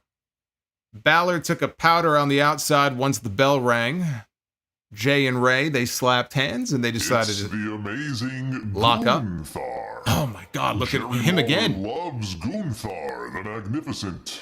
All hail Gunther. Just in time for the main event here, M. Mills with the $50 Gunther bomb. M. Mills always supporting. I've seen more of Gunther tonight than I think I have in a single night ever. Was that the third one? I love it. I'm just the sexy boy. I'm not your boy toy. I make them hot. I make them shiver. Their knees get weak whenever I'm around. They see me walk. They hear me talk. I make them feel like they're on cloud nine. David Thiering, tell me that you wouldn't buy that if I put that out in an album. Come on now. Come on now. If Shawn Michaels can sing his theme song, I could sing his theme song. David Thiering with the $80. The $80 drop. Man, David is a monster tonight. I am the learning tree. Oh my God. David. Thanks, guys. Yes. David, thank you. Someone mentioned Livermore. Someone mentioned Liver Morgan. That's still one of the best names. One of the best super chat names. Liver Morgan. Liver Morgan. I don't know where you guys come up with this stuff. So Jey and Rey kick things off here. Balor runs in. Rey takes him down with an arm drag. Moments later, Rey dove from the ring onto Finn Balor on the floor. And that took us into the commercial break. Kevin Dunn's Beaver, what's going on? He says the generic background music makes it better. Well, look, I actually created a version of that with the actual HBK music, but for obvious reasons, I can't use that. So I said, I got to come up with a sick beat here that I can use in the background, and that's what I came up with. So I'm glad you enjoy it. It's the best I can do. So Rey got Finn Balor in position for the 619. When he went for the move, Balor regrouped and put Rey down with a clothesline. Jey returned and dropped Balor with a step-up enziguri, but then Balor caught him with an overhead kick. All three men were down, heading into another break, which came not 3 minutes after the last one. Rey brought Balor off the top with a Hurricane Rana. Jey speared Mysterio for a 2 count only. Balor shoved Jey. Easy to get them confused. Balor shoved Jey off the top, and Rey hit Balor with a 619 to the gut because he was out on the apron yelling at the crowd, had his back turned, so he got it right in the abs. Rey followed with a sliding splash to the outside and a 619. Mysterio also gave Jey a 619, and then Rey gave both men a 619 simultaneously. Rey went to the top, but Dom ran out. Here he is again, this fucker. Dom ran out to grab his father's foot and stop him. Rey knocked him down. McDonough, though, dropped Rey. JD McDonough and Carlito, they attacked Rey Mysterio, but Braun Strowman ran out to his music. Here comes Braun. You know, we've seen Braun do a lot of running spots. I don't mean like the Strowman Express running around the ring. Like he's doing a lot of running. He chased them through the crowd here. Getting a big guy like that to do a lot of running doesn't sound like a good idea to me. He shouldn't be running. People should be running from him. I don't know that he should be doing all the running, though. But he ran through the crowd, and he chased away the Judgment Day. So now back to the match. Jey super kicked Balor for 2. Balor came back with a sling blade. Balor hit Rey with a coup de grace. But Jey followed immediately. Like as soon as he came down for the double stomp and he went to go pin him, Jey was up on the top rope, and he came right down on Finn Balor with an Uso splash and pinned him to win. Jey Uso becomes the first man to qualify this year for Money in the Bank. Now, I figured Jey was winning this match. It's kind of like IYO in her match, right? It was pretty obvious who the winners were going to be.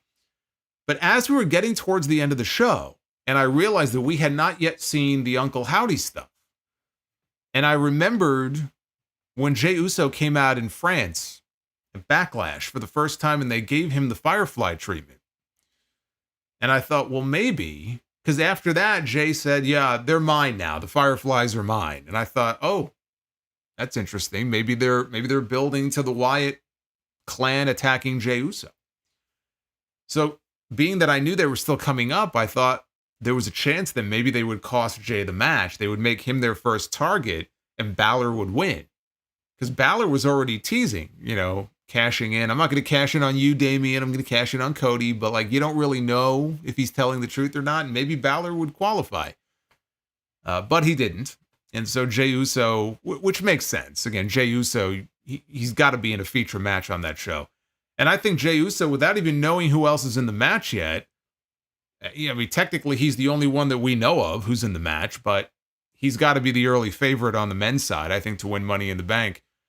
I think, having a babyface on one side and a heel on the other is probably the way they're going to do things. And I have Tiffany Stratton winning the women's briefcase. That would mean a men's babyface is likely to win. And if that's the case, you got Jey Uso. But you know what? For his sake, I'm holding out hope for Chad Gable. Maybe my idea is something that could very well end up happening where he cashes in but for the Intercontinental title. Just try to salvage this story for him. It might be the only way. It may be the only way. But then we got the big angle to close out this show. Jey was in the crowd, and he is celebrating with all the fans, and they're all bopping up and down. And then we hear, as the lights are being turned off section by section, those same sound effects that we had when Bray Wyatt would come out as the Fiend, or when he made his return a couple of years ago. They did the same thing. You heard the sounds, the lights were turned out. We hear that, right? Instantly, you think of Bray Wyatt. Eventually, the lights go out completely. And then we heard the opening chords to Bray's last theme song, the Shatter song by Code Orange. And I think it might be a piano. It was just like a constant piano key. I think it was piano. So they never actually played the music, but you could tell, I immediately thought of Shatter. And I thought they were going to play the song. Then we see the doorway with the light shining behind it. Eventually the door opens and we see the light shining through and all the smoke and the fog. And we see a zombie-like creature who is clearly Nikki Cross with a very Leatherface-esque mask on her face, but you could still tell who it is. She begins crawling towards a lantern. The lantern is on the floor. Then she gets to the lantern. She doesn't grab it, but she stands up and she points behind her towards the door, towards the back. And at that point, the camera followed through the door into the back area. So now we're backstage. And everything is dark and blue and just very grim. And again, you still have that chord, that key is being played over and over and over again. And it was very eerie, and it really did resemble a scene out of a horror movie. We see various men. I was trying to see who it was. There may have been some other wrestlers. Maybe you guys can identify who they were. But there were some guys piled up on the floor, unconscious. And then we see a large man standing over them in a mask, who I presume was Eric Rowan. Again, I think Rowan was the one in the Ramblin' Rabbit mask with the giant mallet that said help on it. And he's standing over them. The camera continues into the gorilla position, and it looks like a bomb went off. Everything is just torn apart. The lights are flickering. They're sparking. Sparks are flying. And there's another masked man who is sitting nearby. I think he was sitting cross-legged on top of something. I presume that would be Dexter Lumis, although we never saw their faces. But again, they're wearing the costumes of many of the Firefly Funhouse characters from the Fiend days. Then we get another masked person who, as the camera continues on, there's another masked person, I'm going to assume Joe Gacy, or maybe one was Joe Gacy and the other was Dexter Lumis. But again, these are the names that are rumored to be part of this faction. And, and I don't remember which one was Mercy the Buzzard, but again, a lot of these characters were represented. And that person, that masked person who may have been Joe Gacy, was spotted near a fallen Chad Gable. Chad Gable is sitting on the ground, propped up against, I guess, one of the equipment cases. And he has, now I'll show this to you again. I'll put this picture back up here. This is what we saw. I mean, I have to laugh. It looks like he got shot. Poor Chad Gable got shot here, right in the side of the head. And that is where he is sitting. So then we see a final masked man, and this is Uncle Howdy. This is the man himself. This is Bo Dallas. He's strolling through the hallway, and he's leading his crew out onto the stage. And you see, as they walk out, the fans are cheering. You see all the fireflies in the crowd are lighting up the arena. And we have the new faction, and they are posing out there on stage. This right here was the parting shot that we got here at the end of Monday Night Raw. And Uncle Howdy says, "We're here," and blows the lantern out. And that is how they went off the air. Now you see here, we have Howdy in the background. That's one. You see Nikki Cross is on the floor. That's two. Mercy the Buzzard is three. I presume the guy in the pig mask, that's Huskus. And then Ramblin' Rabbit. So that's five. I don't know if there will be six, but they are calling themselves the Wyatt Six. SICKS. Because you see, they're all sick in the head. But I said it earlier, this was darker than almost anything that I can remember them allowing Bray Wyatt to do on TV. He was always going for the very eerie, kind of disturbing stuff. Sometimes it didn't even make any sense. It made sense to him, but it wouldn't make any sense to me. But he would have all these wild ideas, and we had these creepy vignettes, but this was different. This was bodies strewn around everywhere. This was like mayhem, complete mayhem, and carnage had gone on in the back.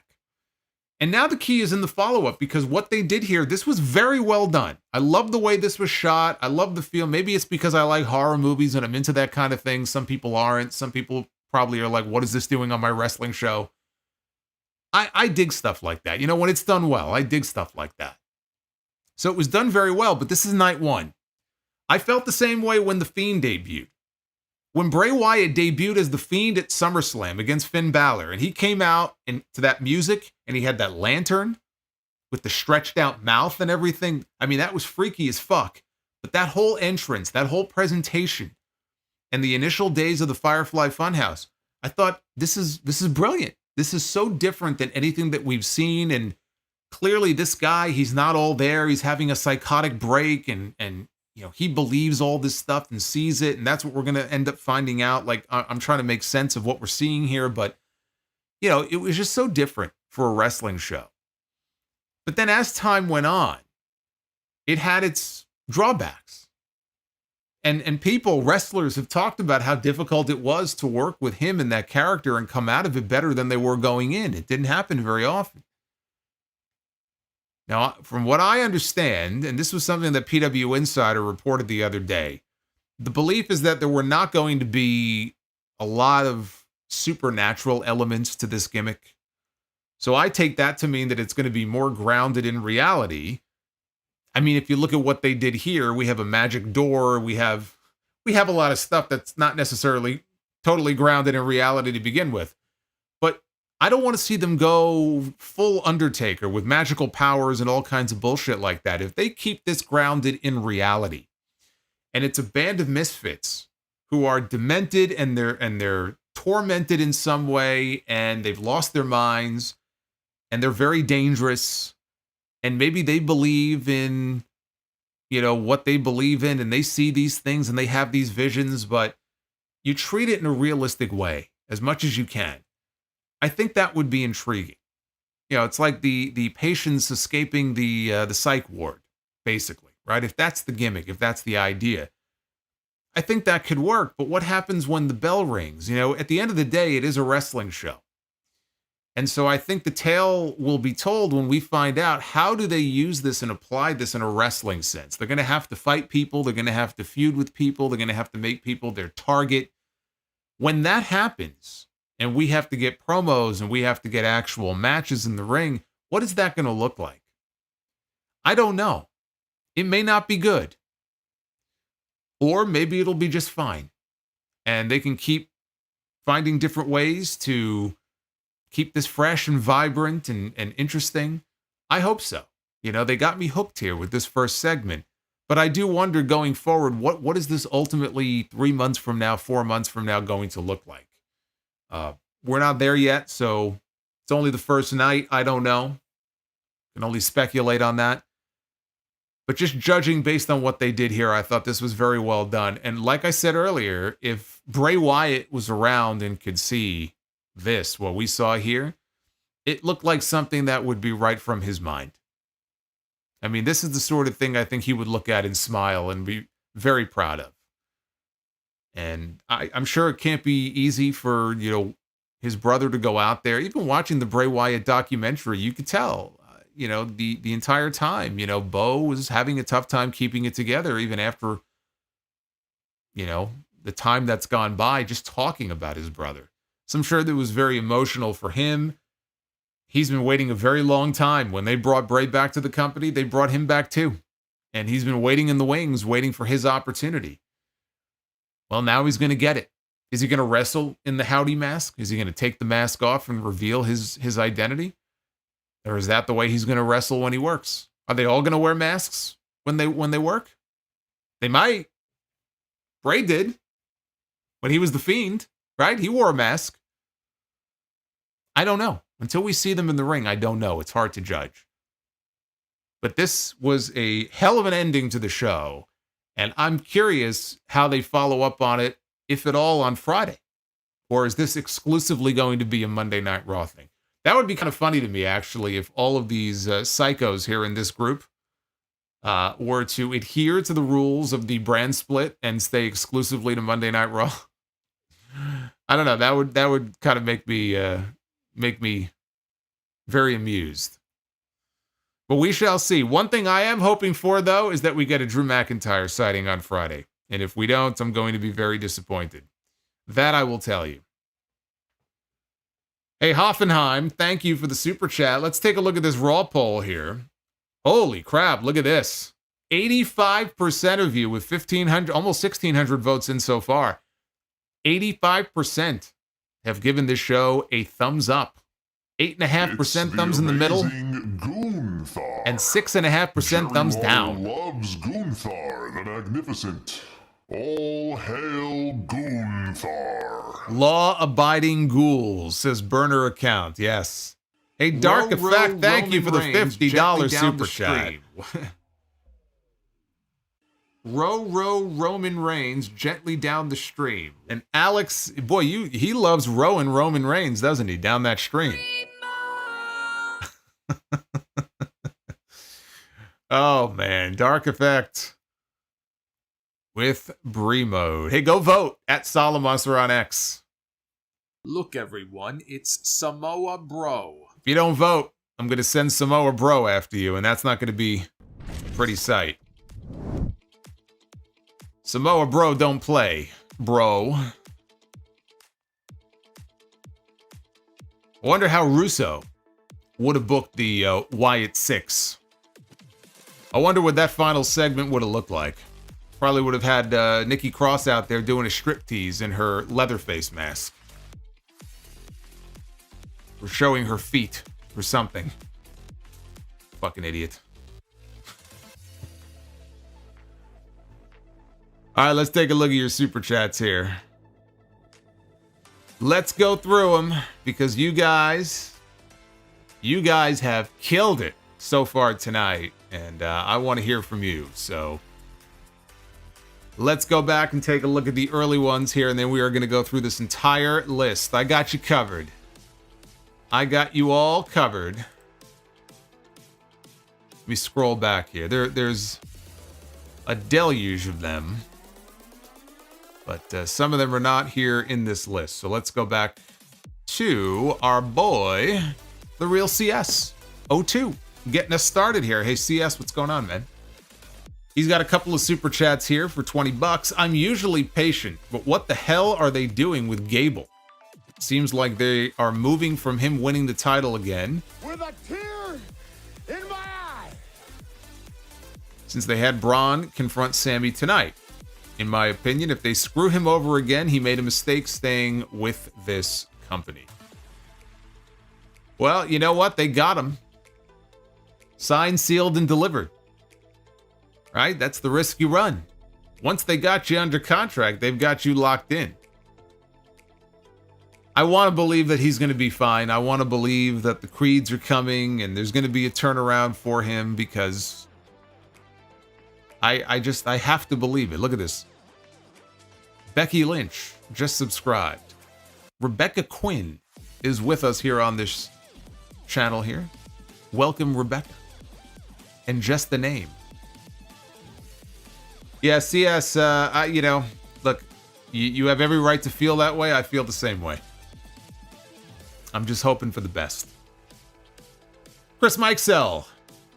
Would you have Cash have a singles run? He's talking about Cash Wheeler. Have a singles run or keep him off TV. Cash should not be held back for Dax's dumb decision. I respect him for punching Brett's attacker.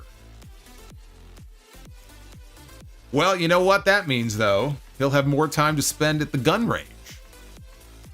No, I mean, what are you going to do with him? What's he going to do? There's no role for him on TV. There's no big Cash Wheeler singles run coming, so I don't see the point. They have enough people as it is to get TV time. Donnie Yasu, I like Sami Zayn, I like Sheamus, but I want Braun to destroy them both. I want Braun to destroy everybody. I am fully on board with this guy. I am too, man.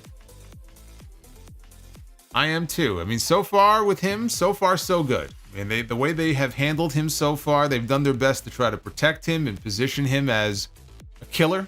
I think people are taking to it. I think it's working. And I think they have to just stay the course. Prince Vegeta, 95. With the 1999. They are probably going to have Punk win every match in this program. Ever since Triple H took over, he's had Drew lose every big match. I can see them having Punk embarrass Drew every step of the way, a la Roadrunner Wile E. Coyote. No, I kind of feel like Wile E. Coyote is Chad Gable, not Drew McIntyre. At least Drew McIntyre has been World Heavyweight Champion before. No, they're not going to have Punk win every match. In fact, if it were up to me, I'd have McIntyre win the first match. Donnie says, oh my god, they killed Gable, you bastards. Fire Panda, the door has opened and they are here. Revel in what you are, Solomonster. Oh, I'm reveling. I'm reveling. I loved it. I thought it was a great segment. Crazy. From Chad Gable to Chad Disable. Otis owes Uncle Howdy a beer. Joshua Edwards. Man, there were a lot of early ones that came in. Joshua Edwards, awesome debut. Tonight made WWE very interesting. There was a lot going on the show tonight. Between the Howdy stuff at the end, the Money in the Bank qualifiers, the Liv Morgan story is still continuing, the Gable stuff, whatever the fuck they're doing there. Moving Sammy on to Braun Breaker, possibly for the Intercontinental title. Drew's story where he quit the company. There's a lot going on, and that's a good thing. That's the kind of thing that makes Monday Night Raw interesting. Even if every segment doesn't hit, and not every segment did tonight, there were a lot of matches that were just kind of there. But there were a lot of different things going on, a lot of storyline directions happening tonight. Hey, Trill Mexican, thank you for the $10. He says, in regards to Hogan's beer via episode 866, he's doing a free M&G, meet and greet, to promote it. I met him last Thursday in Miami for free. I just celebrated 13 years of sobriety and won't be drinking his beer. Well, salute to you, my friend. Congratulations on 13 years. This is water, just so you know. Interesting, though, that Hogan himself just said last year, in fact, that he no longer drinks beer because basically he was hitting the alcohol a little too hard, so he quit. And now here he is promoting his beer that is going to bring, in his words, all Americans together. All Americans from all walks of life are going to be united by Hulk Hogan's Real American Beer. There's only 4.2% alcohol by volume. I'll tell you something right now. You want to bring all Americans together in this world? It's going to take something a hell of a lot stronger than 4.2% alcohol by volume. That's not going to cut it. Chris AXC, that was downright cool. Now, in all seriousness, how do they translate that to wrestling? What's their goal? Are there any champions in this faction? Well, that's what I mean. I mean, I just talked about that. I mean, that's the question here. Is the focus going to be wrestling with them at all? Not that they're not going to do matches, but I'm not sure that's even going to be the focus. You know, they may just be sort of the requisite horror faction on the show where they just focus mostly on doing spooky skits and, you know, vignettes and things of that nature. And it's not so much about the wrestling. I feel like it has to be, though. You know, you have 5 or 6 different people in this group. It better be about the wrestling. If they're going to be on TV at some point, it's got to be about the wrestling. But what those matches are going to look like, how good they're going to be, I don't know that you can even judge them by the usual criteria that you would judge them about how good or bad a wrestling match is. I couldn't do it with The Fiend. It just wasn't, you know, it just wasn't the same. You had to just look at it and grade it differently. And there were just a lot of matches that just didn't hit with me. You know, the Mountain Dew Pitch Black thing with LA Knight, you know, I didn't like that. Some people did. I thought it sucked. It was an interesting concept, but I didn't like it. Yeah, I appreciate them trying new things, but sometimes they try it and it works, and sometimes it doesn't. That's why I'm taking a wait and see approach here. You know, I give it a lot of love for what they did tonight, but I may not be giving it a lot of love in 6 months. You know, we just have to wait and see what happens. Prince Vegeta, I really didn't like the main event on Saturday. Damian Priest kicked out of 2 Claymores. That kind of buried Drew's finish. Priest was only mid-card a few months ago. Yeah, but you know what? I mean, they've been pushing him pretty hard for a while, though. They've been very high on him since, really, I think since that street fight with Bad Bunny. Yeah, you would get these reports about how high they are on him, and he's impressed a lot of people behind the scenes. The Judgment Day has been the focal point on Monday nights now for, I mean, a year and a half now? You know, what the Bloodline was to SmackDown, in effect, is what the Judgment Day has been to Raw. And he has now assumed a leadership position. This is how you build a main eventer. How are people supposed to buy into Damian Priest as a main eventer if he's not given the chance to main event?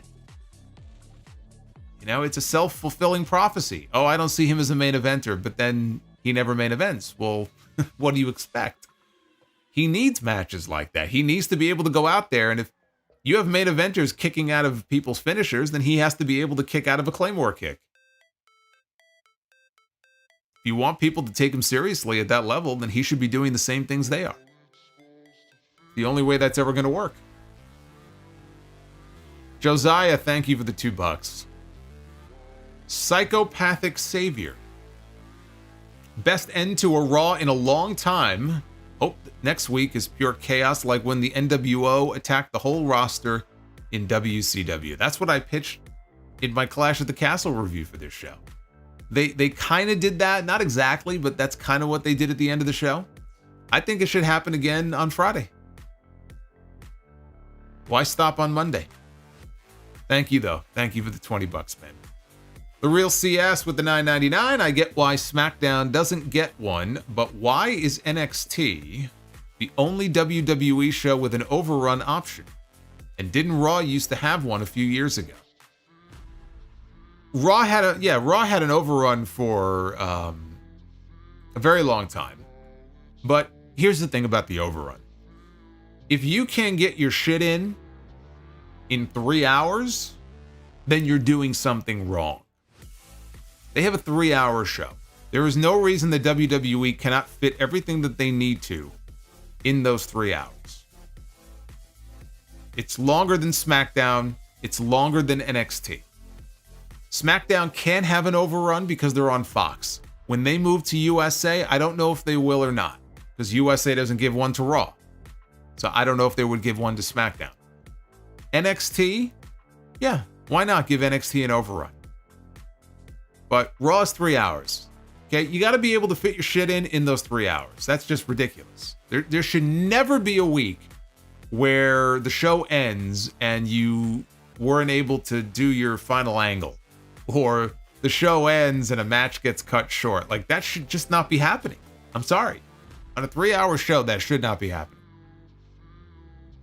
You can't fit it in that period of time, then you are doing something wrong.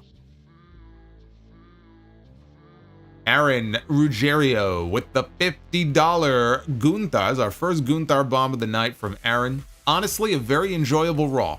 Only issues I have are Gable and Dragon Lee losing. Gable can be excused, though, after him being fucking murdered at the end, so we'll see where that goes at least. Also, rest in peace to everyone that was in Gorilla. Yeah, I guess that, well, I mean, does that mean that Triple H is no more? Is the Triple H era done? Triple H was in Gorilla earlier. Who else is in Gorilla usually? Michael Hayes, right? That mean Michael Hayes is a goner, and Bobby Roode and Shane Helms. Billy Kidman. Does Billy Kidman still work there? I don't even know if Billy Kidman still works there. Okay, now we're caught up with your list here. We got to talk about Raph, because Raph dropped a $20 super chat and said, "Oh my God, they killed Gable. Perfect way to celebrate my birthday." Killing Gable is the perfect way to celebrate your birthday. This and the Celtics win. I got back into WWE in April. Thank you, Solo, for being here every week to bring us so much joy. Thought I should give back. Well, I appreciate that very much. And I am very happy to have you with me, and all of you with me, all 15 or 1600 that we have right now. I'm very happy to have you all here with me. Base Beer says, moment of silence for Shorty G. Barry MK. What they did with Chad is Boss Man WrestleMania 15 level of how are they going to bring him back after this? Well, I mean, we don't know that he got shot or bludgeoned. He may have just tripped and hit his head. Maybe he'll have amnesia. I just had somebody email me yesterday on the show and ask about amnesia angles in wrestling. Maybe he's going to wake up and not remember his name. He's going to think he's Shorty G again. This poor fucking guy. Sid Fishy, best stand-up, George Carlin or Richard Pryor? They were both legendary at what they do, but I'm a George Carlin guy. To me, Carlin will always be the best. Ragnarok, happy Monday, Solomonster. Question, once the Creed turn happens, what do you do with Otis, Tozawa, and Maxine long-term? Not sure where they all go. I will tell you that long-term, I think that they are probably doomed. I really don't see there being anything. Even Otis, I think, is going to have a very low ceiling. I just don't see them doing much with them once this angle runs its course. Otis will have the most potential because we should get Gable and Otis at least. Well, you know, Tozawa, they're not going to do anything with him.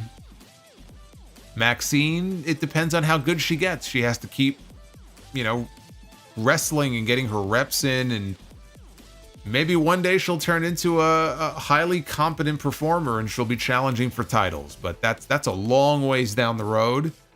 I think once this Alpha Academy stuff is over, so too is their push. Base Beerus says, Fiend killed Ramblin' Rabbit with the mallet once. No, he killed him with the mallet multiple times. It was more than once. A. Lavelle with the $12 learning tree. What's up, Solomonster? Hope you're doing well. They got Chad Gable looking like a corpse from the beginning of a Law and Order episode. You know what? That's true. That's true. That is what he, like, normally you have the beginning of the episode and, you know, whatever happens, and then they cut to the dead body, and the detectives are in there, and Yeah, Gable looked like the dead body. Now we got to figure out who done it. Poor guy. Yuri, the Bray homage was beautiful and masterfully done. The completionist with the $4.99. They absolutely murked poor Gable. He has been shooshed. He has been shooshed forever. Y2 Ken with the $25 Brie mode says Gable kind of had it coming with how he has treated Maxine and Alpha Academy. If Otis wasn't going to do anything, the Wyatt family did. How do we know Otis didn't do it? We don't know that the Wyatts did it. Maybe Otis saw the perfect opportunity once he saw what was going on in the back, and maybe he nerfed Gable himself. He could turn this into a whodunit storyline. Alex says, Brother Solo, a fantastic debut to Uncle Howdy's new faction. I believe the $1 million question is, what do their matches look like? Are there specific members within the faction that you see holding gold in the future? No, I wouldn't say specific members. Not really. I can't say that I see Nikki Cross, for example, holding the women's title, anytime soon. Could I see them holding tag team gold? Maybe 2 members hold the tag belts, maybe, but I'm not even sure titles matter here, Is that their goal, to win titles? We saw how that went with The Fiend. That didn't end very well. I don't see gold in their near future. The completionist, Love is Blind. ABK, oh my God, there it is. There's the $412 bomb. So glad to have our boy back with us. ABK, I give you the Larry Zbyszko salute. He did it at the beginning of every Nitro. I do it only for select people. I do it for you, my friend. Thank you very much. Hisco, 95. The $27 super. Which one is that? I don't even know which one. Which one is that listed below? Greetings from Chile, Solo. As a new viewer, I've enjoyed your content a lot recently. You're one of the smartest wrestling content creators out there. Oh, come on now. As for tonight's Raw, I wish Rock didn't spoil Drew re-signing. We know him quitting is a work. Well, we know it's a work no matter what, but yes, it would have hit a little bit better, I think, if we knew he didn't just sign a big fat new contract 2 months ago. But Pisco, thank you very much. Greetings from Chile. It's one place I've never been to. Maybe one day. Maybe one day. I've been to Colombia. I've been to Costa Rica. I haven't been to Chile. I haven't been to Brazil or Ecuador, Argentina. El Masse, Tony Khan did it first with the Texas Chainsaw Massacre match. Yes, but this was not a match. That's the difference. Thank you for the $40. El Masse. Arabian Night, the Massacre tonight was the 20 plus commercials I counted. Yeah, it's getting. It's not even like, I understand commercials are necessary. Even here on YouTube, commercials are part of the game. But my God, like, you have a match where they go to commercial and literally not even 3 minutes later, they go to another commercial. How are you expected to get into these matches? It's the placement of these commercials, but also the fact that it's a 3-hour show. The reason it feels that way is because there are more commercials than you're going to find on SmackDown or NXT. It's a longer show. That's why I'm hoping, when they go to Netflix, not that there won't be any commercials, there will be, but there's no way it's going to be this bad. It's got to be an improvement over what we have now.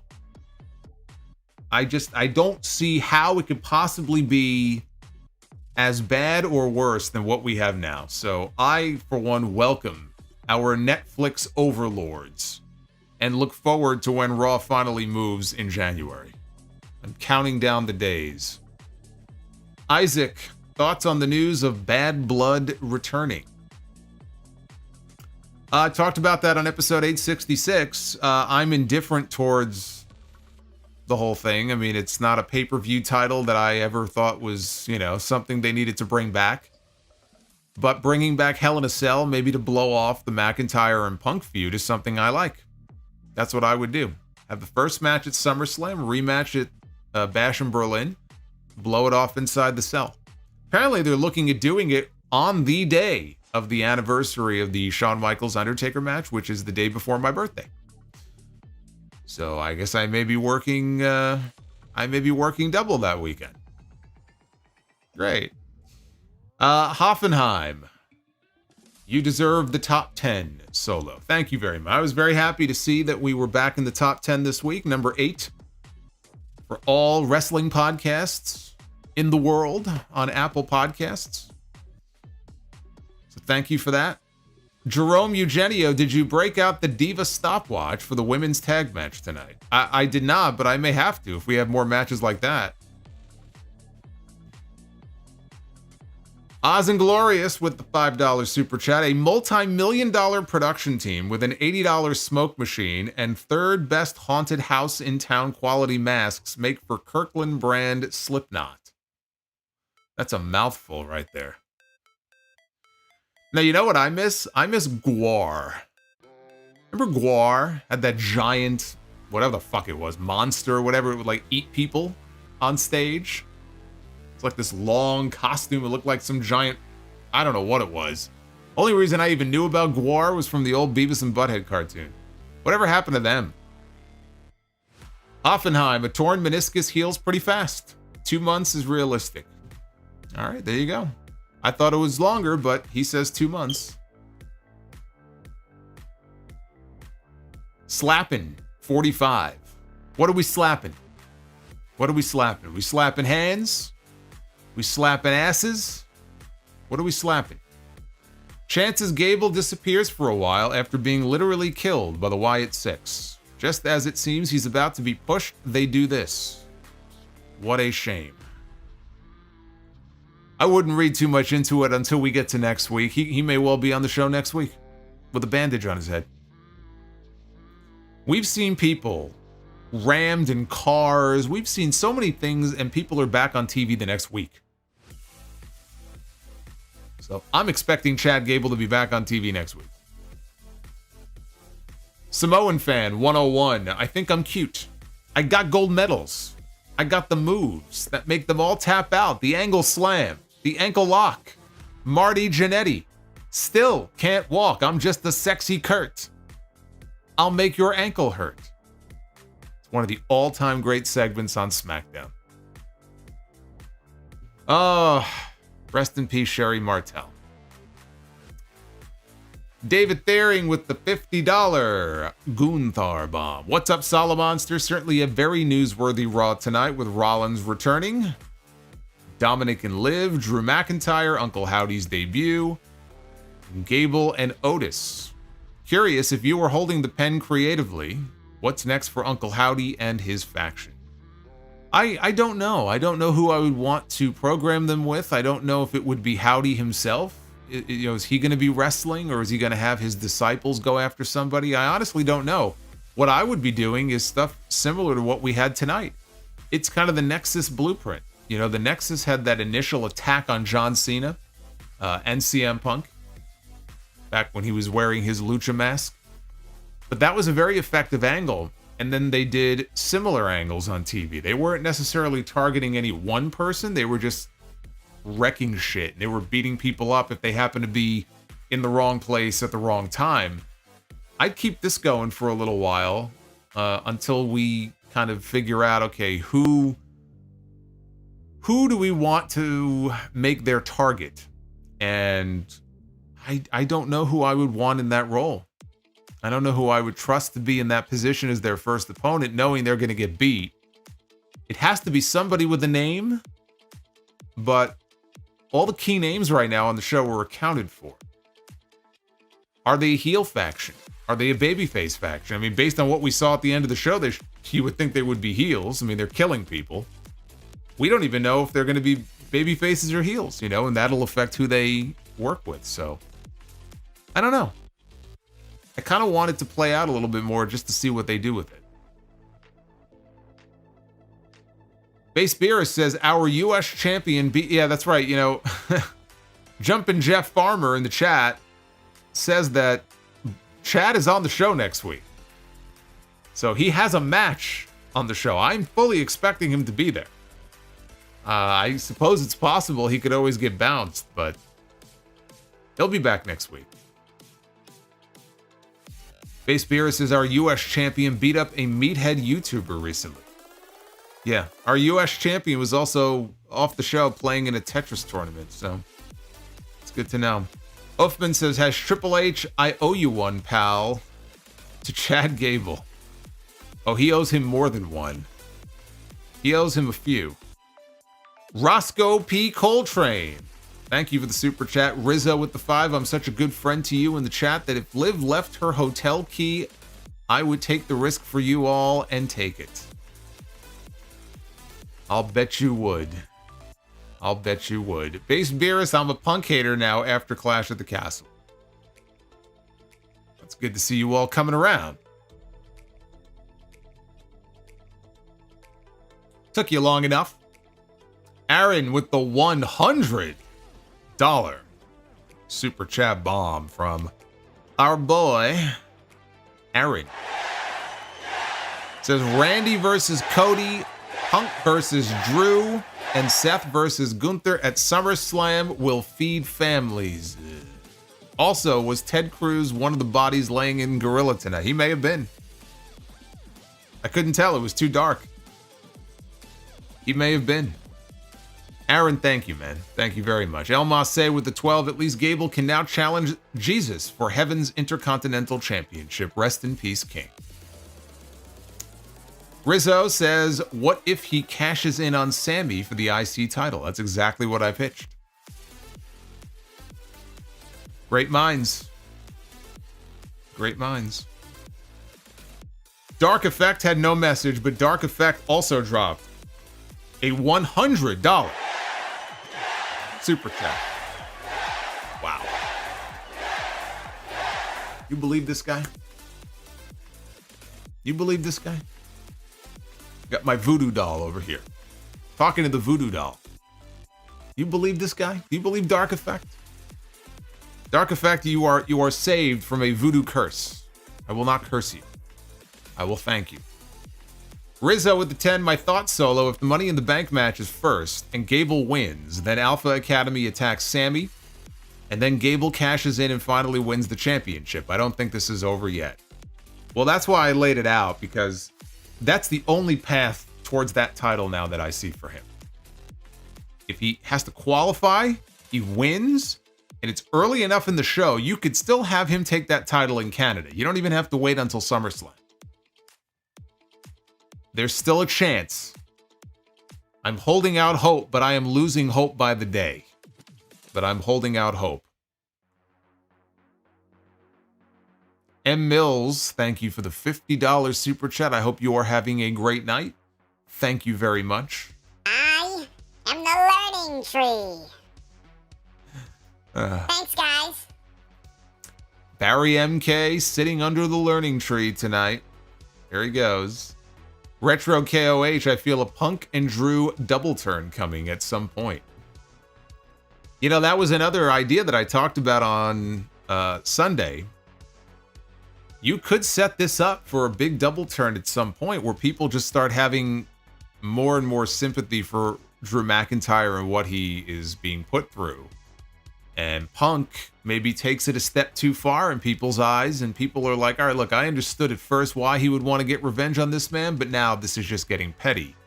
And you could, if you wanted to, I think you could get to a point in a few months where, you know, they flip roles and Punk ends up the heel and McIntyre the babyface. I don't know that that's what they're going to do, but yeah, I mean, you could certainly work a double turn, I think, if you wanted to.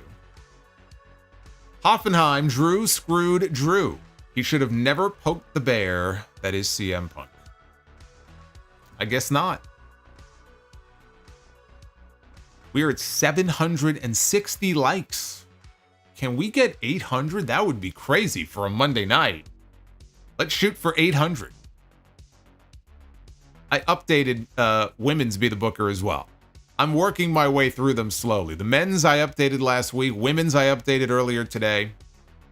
I still have to work on tag team, but we will be doing that in a little bit.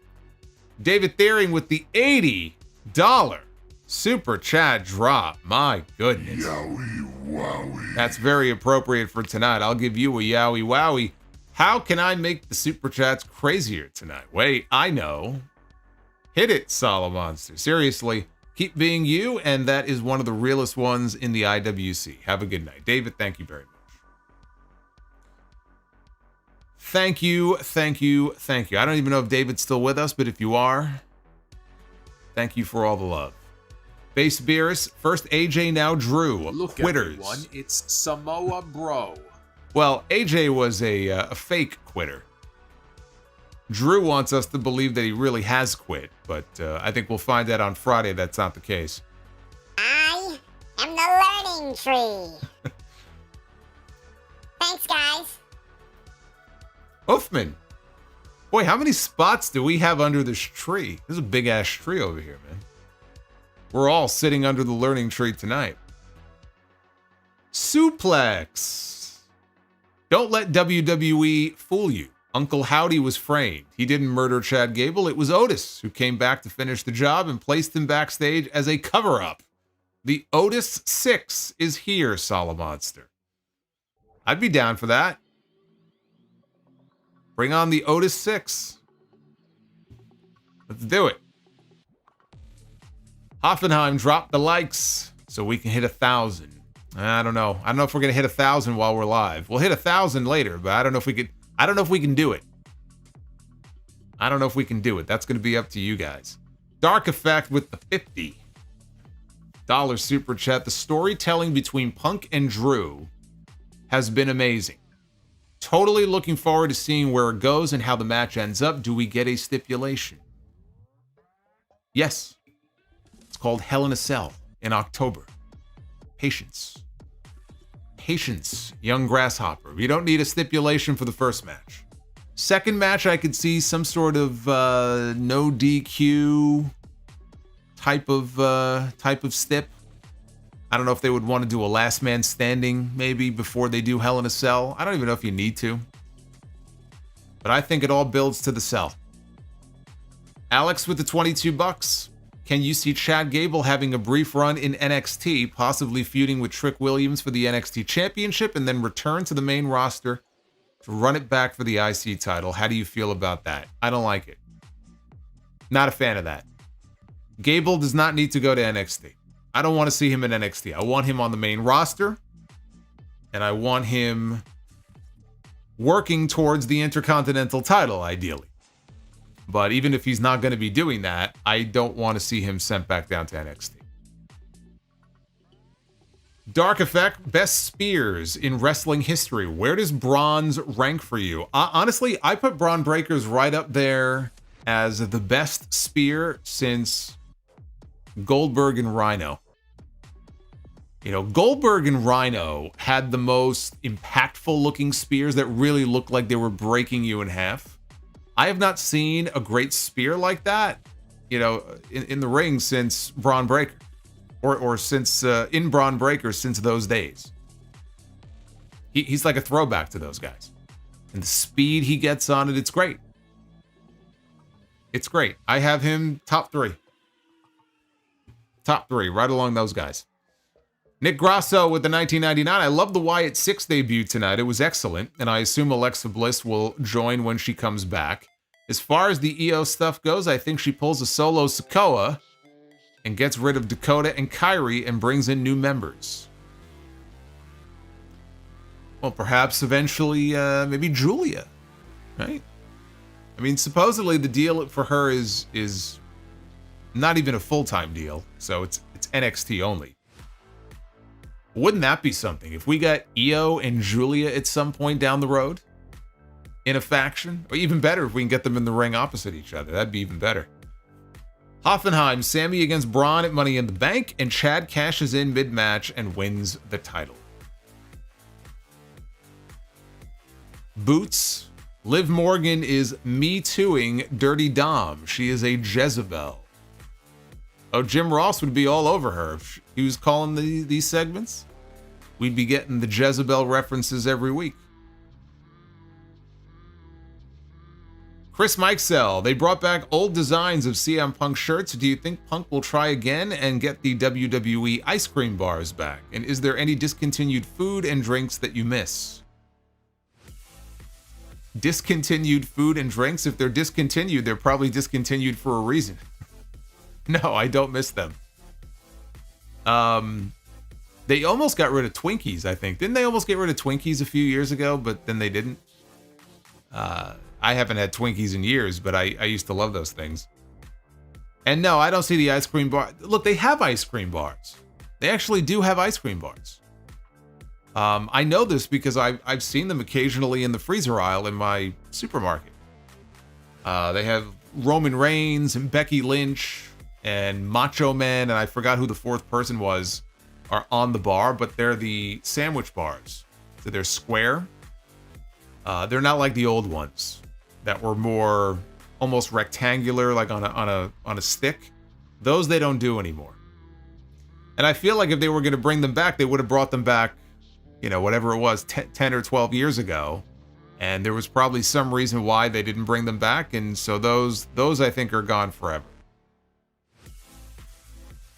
But yeah, I mean, depending on where you live, if you look, you'll probably find those ice cream sandwiches. Luke Soap. Shout out to Luke and Harrison and the entire Soap clan. Big supporters of the show. Love the Wyatt 6 presentation. Keep up the good work, Solo. Luke, thank you very much. Send my regards to the entire family, please. Hoffenheim says, which episode of the Sound Off was when Solo compared the different versions of Sexy Boy?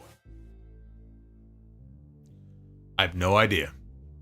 I know what you're talking about, but I've done 866 of these things, so off the top of my head, I couldn't tell you.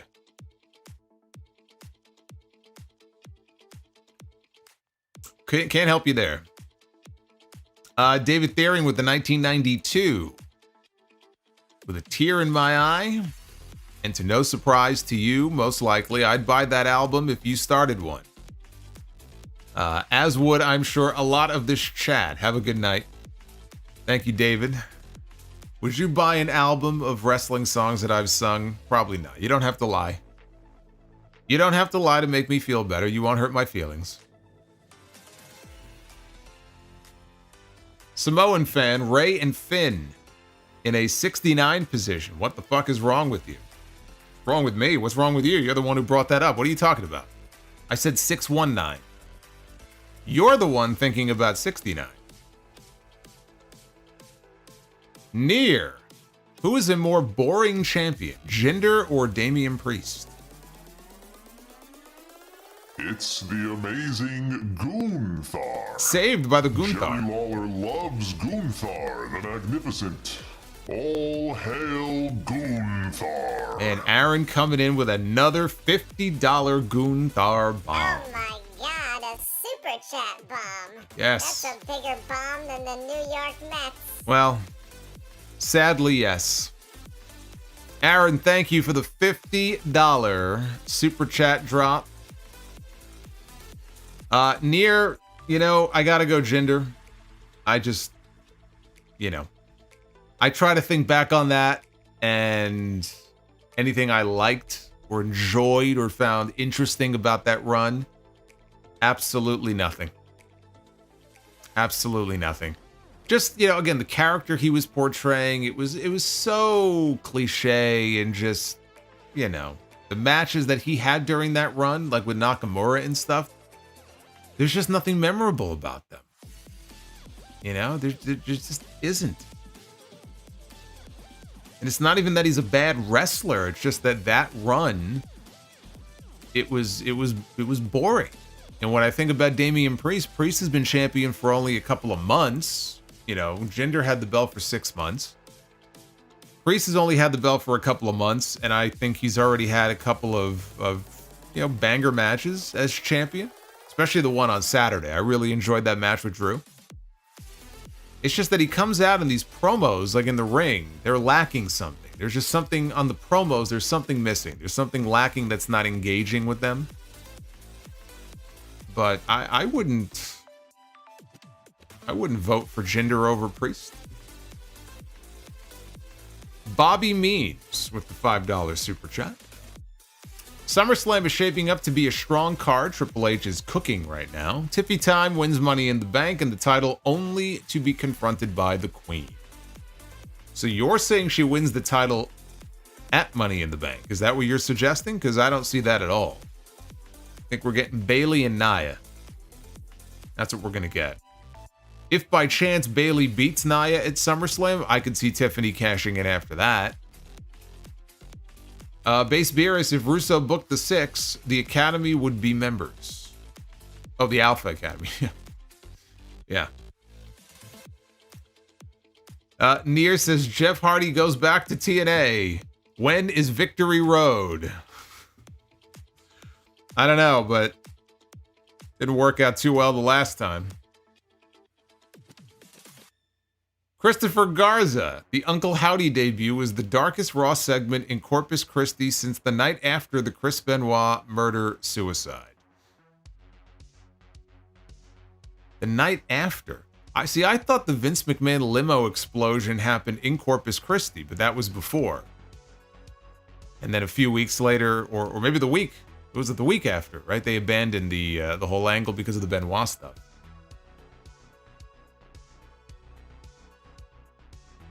But I know what it was. So they were in Corpus Christi for that episode that turned into the tribute show. That's what it was. Okay. For some reason, I thought the limo explosion was in Corpus Christi, but I think it was the actual episode that got canceled that had Vince in the middle of the ring. Yeah, that one is not going to be topped. That was a dark day. Justin coming in with a gifted membership. Yes, I didn't mention that, but you guys can gift memberships. My channel members got the exclusive NXT Battleground review that I did the previous weekend. You never know when those perks may pop up like that. So if you want to buy a membership or if you want to gift them to other people, I'm seeing the membership numbers are starting to climb again. So it's getting me excited. You can go ahead and do that. Corey Everett, no flex zone. They know better. They know better. I hate that fucking song. Oh, I hate that fucking song. I wish the Wyatt 6 would have killed that song tonight. I will never ever eat at a Wingstop. I have no Wingstop around here anyway. But if I am ever someplace and there is a Wingstop, I will take all of the super chat money and I will pay Wingstop to take that song off the air. I just can't. I can't deal with it. Thomas Rondon. Sorry I haven't been around for a long time. I have had 3 strokes, but doing well. Keep up. All hail Solomonster. Wow, Thomas, I'm sorry to hear that. 1 is bad enough, let alone 3. But I hope you are doing well, brother. Seriously.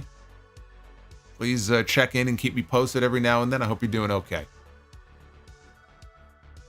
Hoffenheim, when will the Knicks or Nets win a title again? I think the Knicks will win in these next couple of years, actually. I do. There's a lot of people who think they're going to be competitive enough to win next year. But I think they could win a title in the next couple of years. Nightmare Knee. Bray Wyatt is at the center of me disliking Cena and Goldberg. I can understand why. Barry MK, have you seen the game series The Dark Pictures Anthology? It is horror games where you choose what to say and do. Oh, Dave, come on, Dave. Look at this. Look at this obscene super chat here. That is just obscene now. But no, I have not heard about this anthology. I have not seen it. I have not heard of it. This is the first time that I'm learning about it. Jarrett Rodriguez with the 1999. Jarrett, thank you, sir. I think IYO SKY would benefit from a face turn, but I don't know how we would get there. Having Dakota and Kyrie turn on her doesn't really make sense, and I can't think of anything else. What would you do? She'd be a face to me if they keep losing and she just starts to just beat the shit out of them one day. She'd be a face to me. That's all she'd have to do. She'd be the biggest badass in that women's division. It doesn't even have to be a babyface. She'd be like a tweener where she just doesn't take crap from anybody. You know, the slightest thing sets her off. You know, the heels try to bully her and pick a fight with her, and she just beats the crap out of them and, you know, stiffs them. And that would get her over, I think, pretty quickly if you did that. Uffman Entertainment. Also, our Mets are 6-0 since Grimace. Yes, that Grimace threw out a first pitch. Yes, Grimace. Let's go Mets. Ah, there's the official New York Mets anthem. Right on schedule. Well, I did not see Grimace throw out the first pitch because they pulled the local sports network last year that airs the Mets games off of YouTube TV. So I don't even get to see Mets games anymore unless they're on the one of the local stations on the weekend sometimes, and I'm usually working and doing other stuff, so I did not see that. And if that's the case, then we need to get the Hamburglar and whoever else we need to throw out the first pitch every week. We'll get Grimace, we'll get the Hamburglar, we'll get Ronald McDonald in there. I feel like we could use Ronald McDonald in our fucking bullpen. Can't be any worse. The Mount Vernon Kid, Christopher Bennett. So rewatch the massacre scene, and I noticed that they also got Gunther and Solo. You know, you said Gunther and Solo Sikoa? I thought I saw Gunther, but I couldn't make it out. So I was like, no, that couldn't have been him. You know, I just thought maybe it was like a security guard or, you know, just some no-name person. I'm going to go back when we're done here. I'm definitely going to rewatch that entire segment again. But that's interesting. Because I thought it looked somewhat like him, but I said it can't be him, you know? Lay out Gunther. I mean, come on. I'll have to go back and look. Aaron with the $50 from earlier says, might be a shot in the dark, but with the Drew angle tonight and the WWE TNA partnership, could you see Drew work a match in TNA as part of his angle before SummerSlam? That's interesting. I know he's a fan of Joe Hendry. I mean, who isn't?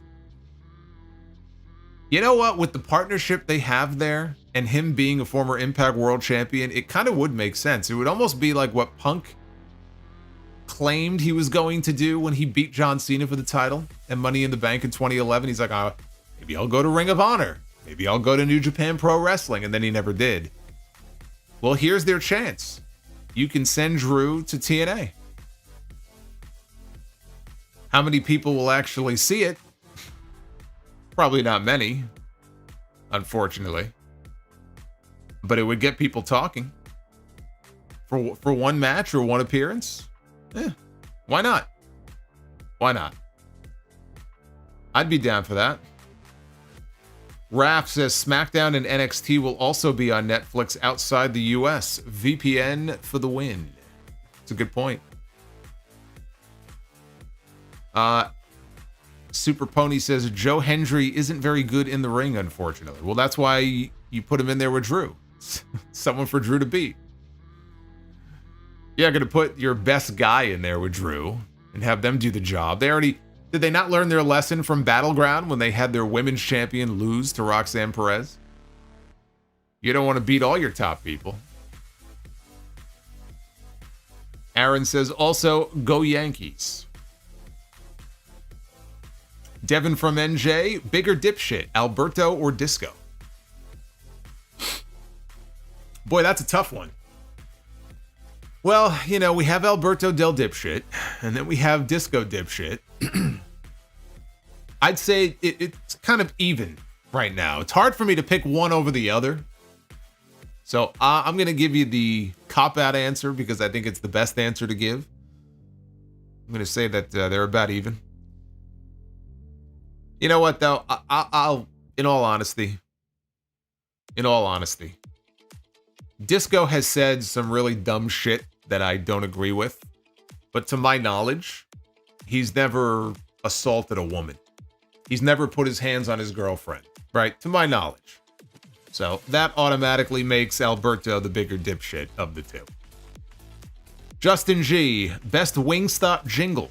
They Know Better or Rick Ross? Rick Ross. Whatever option 2 was going to be, that was what I was going to pick. That was easy. Barry MK. Vengeance 2007 was much darker than the Raw after it, having the fans chant, "We want Benoit," having no idea what he did. Yeah, now that's eerie. The Juliet says, could send AJ to TNA as well. Oh, I'm expecting him to have a match there. You know, you got Slammiversary coming up. I think there'll be a WWE name on that show. Jarrett Rodriguez, would you rather take a single shoot punch from Vader or sit through a 20-minute Omos versus Khali match? I'll take my chances with the Omos and Khali match. Shoot punch from Vader? What are you, out of your mind? Have you lost your mind? Do you have a death wish? Because I don't. Well, we have reached the end of your messages. Wow. You guys went nuts tonight. And I thank you. I thank you very much for that. Now, on the likes front, let's see where we're at here. As far as the likes, I don't have an updated counter in front of me, so I'll let you guys update me. Hey, BlissFan, you know, I gotta give a shout out to BlissFan here. Now, BlissFan has been a channel member for 16 months. It says, Uncle Howdy has Bray written on the fiend-like glove on his right hand. Alexa has to be getting a Lily mask when she returns as the 6th. Yes, because we had 5 on the show tonight, which means we're missing one, and it probably will end up being Alexa Bliss, most likely, would be my guess. But this was BlissFan's big night. You have no idea how long BlissFan has been waiting for this moment. So I'm actually as happy for BlissFan as anybody, because I know how long he's been waiting for this. So BlissFan, I'm happy for you. I'm very happy for you. But yes, we are currently sitting at 830 likes, which is more than double what the usual goal is. So yeah, you guys killed it, and I thank you very much for that. And so I know it's getting late here, so without any further ado, I don't want to wait too long. Let's go ahead and do the deed. Let's go ahead and be the booker. Ladies and gentlemen, it is now time to be the booker. The booker. Be the booker. Yeah, I should just mention, I don't even remember if I mentioned it or not, now that I think about it, but next week on Raw, 2 matches already announced. Money in the Bank qualifiers. Chad Gable, if he lived. Braun Strowman and Bronson Reed on the men's side. On the women's side, it's Lyra Valkyria, Shayna Baszler, and Kairi Sane. So, clearly Bird Girl is going to be going to Money in the Bank. So we know that. Well, let's start off here with Tag Team Be the Booker. This is like a monstrous edition of Be the Booker. I'm all amped up from all your super chats here. So I want this to be a good one. I want this to be a great one. That's not what I wanted to see. But we begin with The Miz. We got The Miz and Damian Sandow. His stunt double. That's what's kicking us off here and Be the Booker. Yeah, we got 1,500 plus still with us here at 2 o'clock in the morning, 2:15 in the morning on a Monday night. That's the kind of night that it is. That's the kind of night that it is. All right, we got Miz and Sandow taking on the Judgment Day, Damian Priest and Finn Balor. I'm giving that the bell. Okay, I'm giving that the bell. First of all, we got our World Heavyweight Champion in here, number one. Number two, I'm giving this the bell for Damian Sandow. Damian Sandow, he killed that gimmick, and I mean that in a good way. He killed it. He was the most entertaining part of that whole thing. He's the glue that held it together. He's the one that made that work. And I maintain he should have won that WrestleMania Battle Royal that year instead of Big Show. They didn't do it. But I'll give that the bell. All because of him. Now we go to Women's Be the Booker.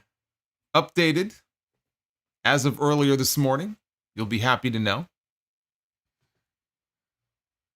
So let's see where we are going to kick things off here. We're going to kick things off with Dakota Kai. We were just talking about her, right? Damage Control. She's been a loser lately. Hopefully that'll change soon. Dakota Kai. Kicking us off here and Be the Booker. And she is going to be going one-on-one with... I have one pair of skinny jeans, and I'm going to wear them every week just to piss you off. Big Dave is putting on his skinny jeans. That means it's a good night. Base Beerus just dropped a $35 super chat, and we are going to land on who? Jade Cargill. Dakota Kai and Jade Cargill. What are we thinking about this? I got my finger on the button. I'm debating. I'm tempted to give this the buzzer. But Dakota Kai is a good wrestler, and I think Dakota Kai could probably lead Jade Cargill to one of her better matches. I do believe that. I'm giving that the bell. I'm giving that the bell.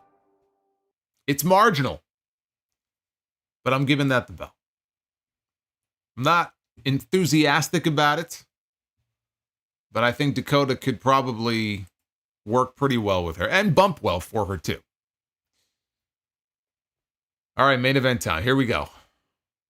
Here we go. Man, I was hoping for a better Be the Booker here. I mean, we gotta end on a strong note here. And then I'll get to your final super chats. If you got any final messages, get them on in so I can get them before I get out of here. Here we go. Begin with, well, how about that? Is that not fucking eerie? Holy shit. Is that, wow. Like, I got goosebumps right now. That is eerie. Considering the number of people that are in this, and we land on Bray Wyatt tonight of all nights, blowing out the lantern, that is freaking me out. We begin with Bray Wyatt. Wow. I don't know what else to say about that. Wow. Whew.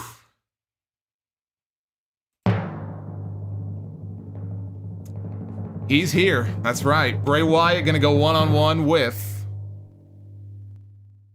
Brock Lesnar. Well, it was an automatic bell anyway. Once I landed on Bray tonight of all nights, I mean, how could it be anything else? Clean sweep. We got ourselves a clean sweep here. I'm glad we got a clean, so I was hoping to give you guys a clean sweep and Be the Booker, and that is exactly what we got. See? That's how you end it. That's how you end it. That's freaky, though. You got to admit, that's pretty freaky. We got Howdy on the screen here. We're talking about the Wyatt 6. We land on Bray Wyatt.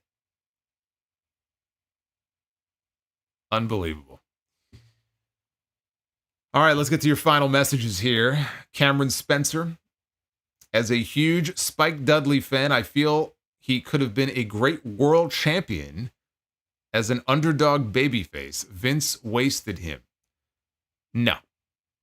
In ECW, maybe. In WWF at the time, with all the talent they had, absolutely not. Spike Dudley as world champion, maybe intercontinental champion. As world champion, no. I don't see that at all. Base Beerus, thank you for the 35.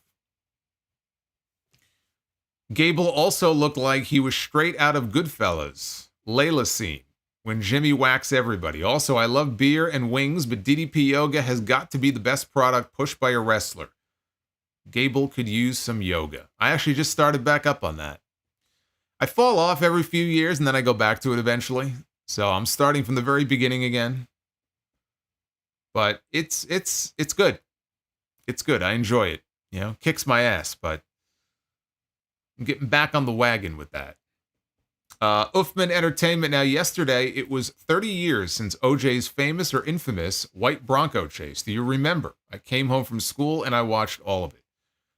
I think it was happening during the Knicks and the Rockets finals.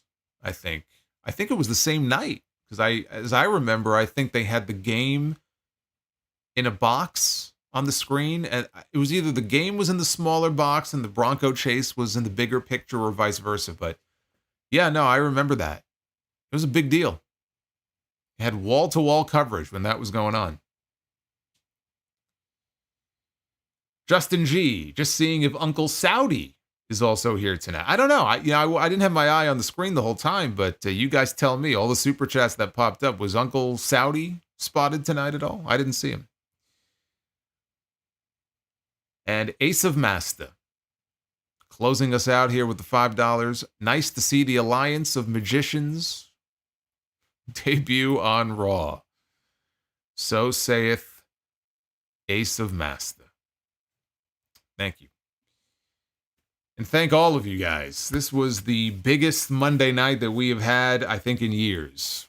So, although I don't remember what the Monday after WrestleMania was like, but certainly the biggest one in months. And I am very much appreciative to all of you for all of the love tonight. I had fun with this Raw. Now, there was a lot going on. There was a lot to dissect and get into here. Obviously, the big closing angle will be what everybody is talking about and speculating on, where they go from here. But just the fact that there's a lot of different things going on this show is what keeps it interesting. More interesting than it used to be, for sure. I'm very frustrated by the Gable stuff. I'm hoping that there is a plan here to get him to where he needs to be. It could involve the Money in the Bank briefcase. We'll see if he qualifies next week. But the Drew angle, how that plays into SmackDown this week will be important. I'll be here with you on Wednesday night, live after Dynamite, and then we could talk about the Punk stuff and everything else that happens on SmackDown on Friday night. Be sure to check me out tomorrow night. I'm going to be live at 8:30 Eastern over on JD's channel for Tuesday Night Titans. We got a lot to talk about now, so we're going to be talking about all of this and a lot more. Hit that like button on the way out. Leave a comment when we're done here in the comments section. Let me know what you thought of the show and the stream. And check out episode 866 of The Sound Off. We cracked the top 10 podcasts on all of Apple for wrestling podcasts, and that does not happen without your support. So thank you very much. I will see you guys back here live on Wednesday night. So until then, take care, guys.